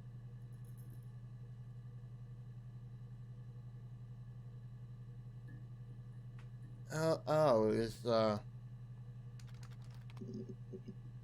birth born now. At which point they cleaned things up, hid the body, and then lied about it using the alibi. And then some other stuff happened after that I'm not 100% sure about. But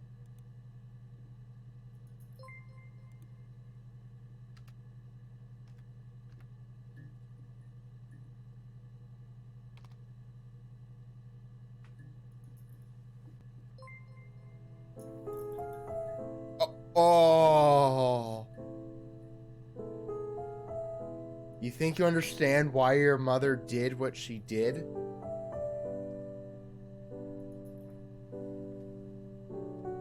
You're Eve.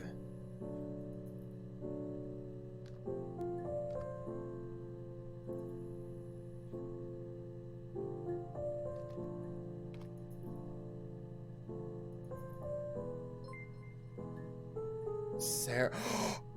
Oh!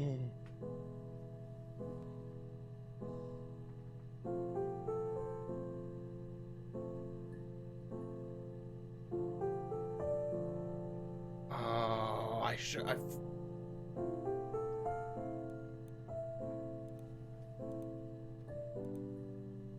You're Sarah.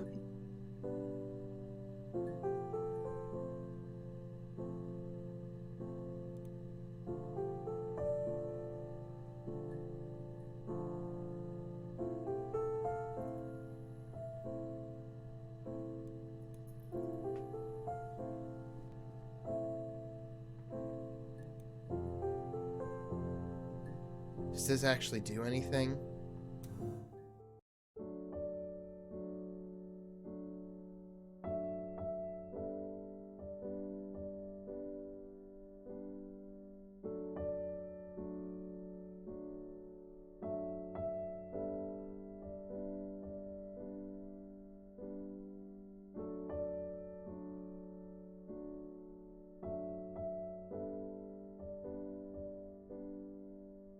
Whoa. Yeah, Sarah was the baby that Eve had. They mentioned something about naming her Sarah.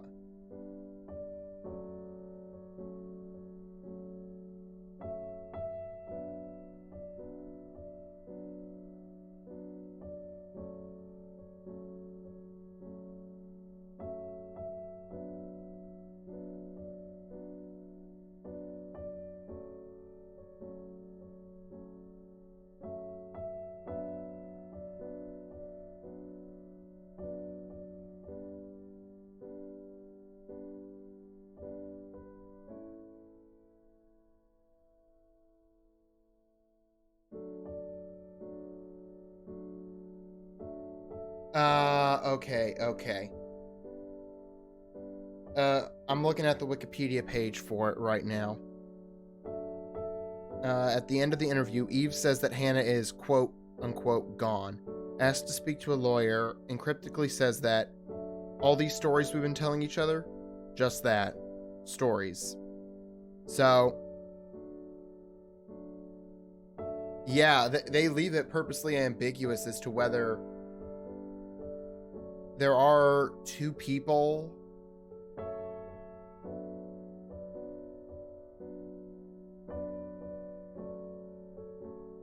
or whether she's got like a split personality or whether she just lied about the whole thing.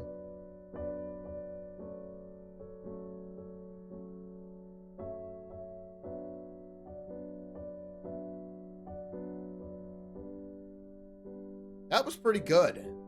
I really enjoyed that. Sarah, if you're stuck, you could always try admin random or the unlock command. Let's...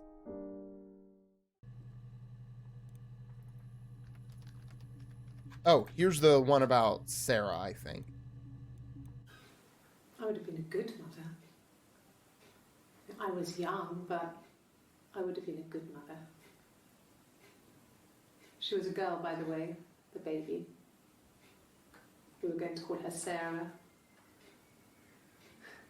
Simon wanted to call her Ava after his nana. Yeah, okay, so and she was named in like memory of that.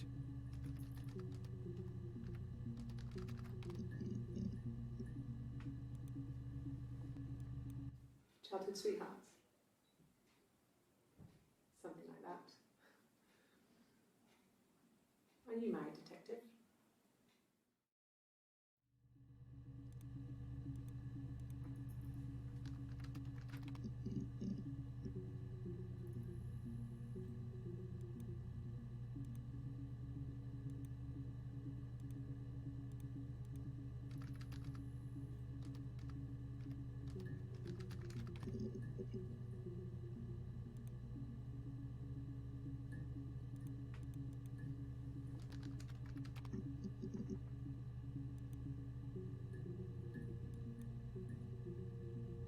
Hold on, let me...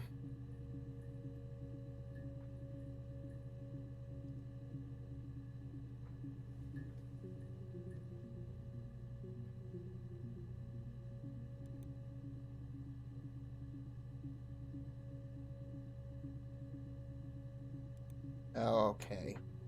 It's admin unlock.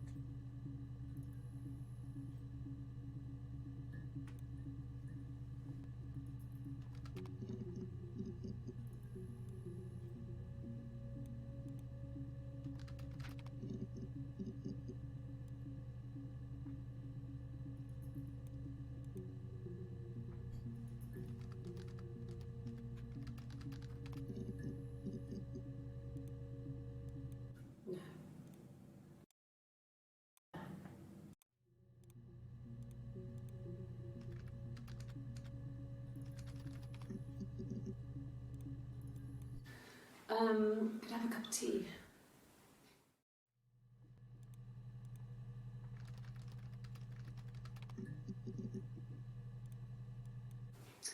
A cup of tea would be good, thanks. Just 1 sugar.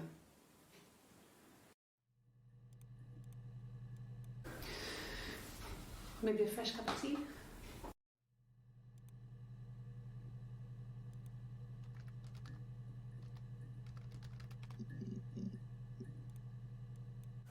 Okay, I'll try my best to remember.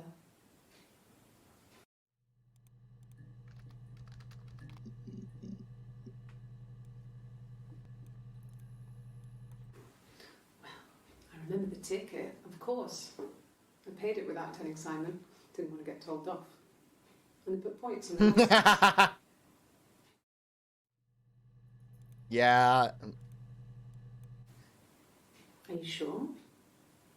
What would he be doing in Oxford if there was no conference? I remember calling him. He said it was boring and he spent most of the time at the bar.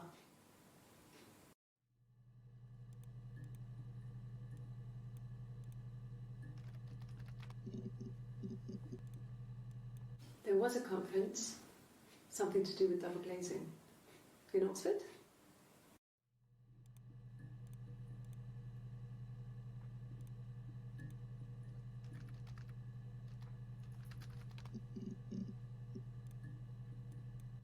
Oh, tastes fine to me. As long as it's black and strong, I'm good.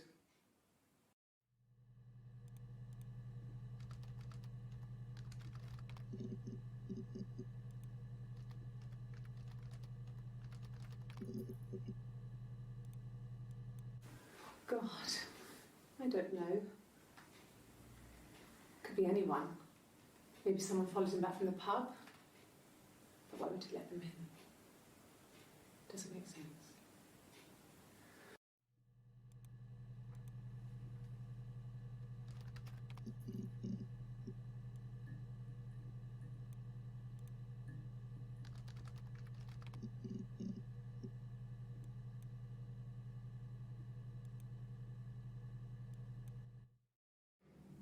My sister is gone.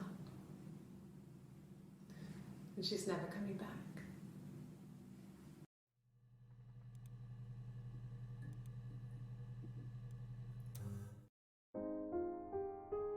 All right.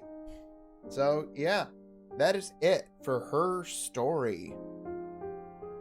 That was a lot of fun. Again, it feels like it's only one of those games where you only get one good play of it. But yeah, I enjoyed my time with it. Didn't get everything, but oh well. It was fun. That was a good game. I enjoyed it. It's a different kind of story, different kind of mystery. Oh, this music. Alright, see ya, Dog Nozzle. I'll be back on Monday with more Resident Evil Village. Or, I don't know, if I'm feeling in the mood, because I am extremely digging that game. I may play some this weekend, but at the very least, I'll be back on Monday. Alright, everyone. Have a good night, and have a good weekend. Bye-bye.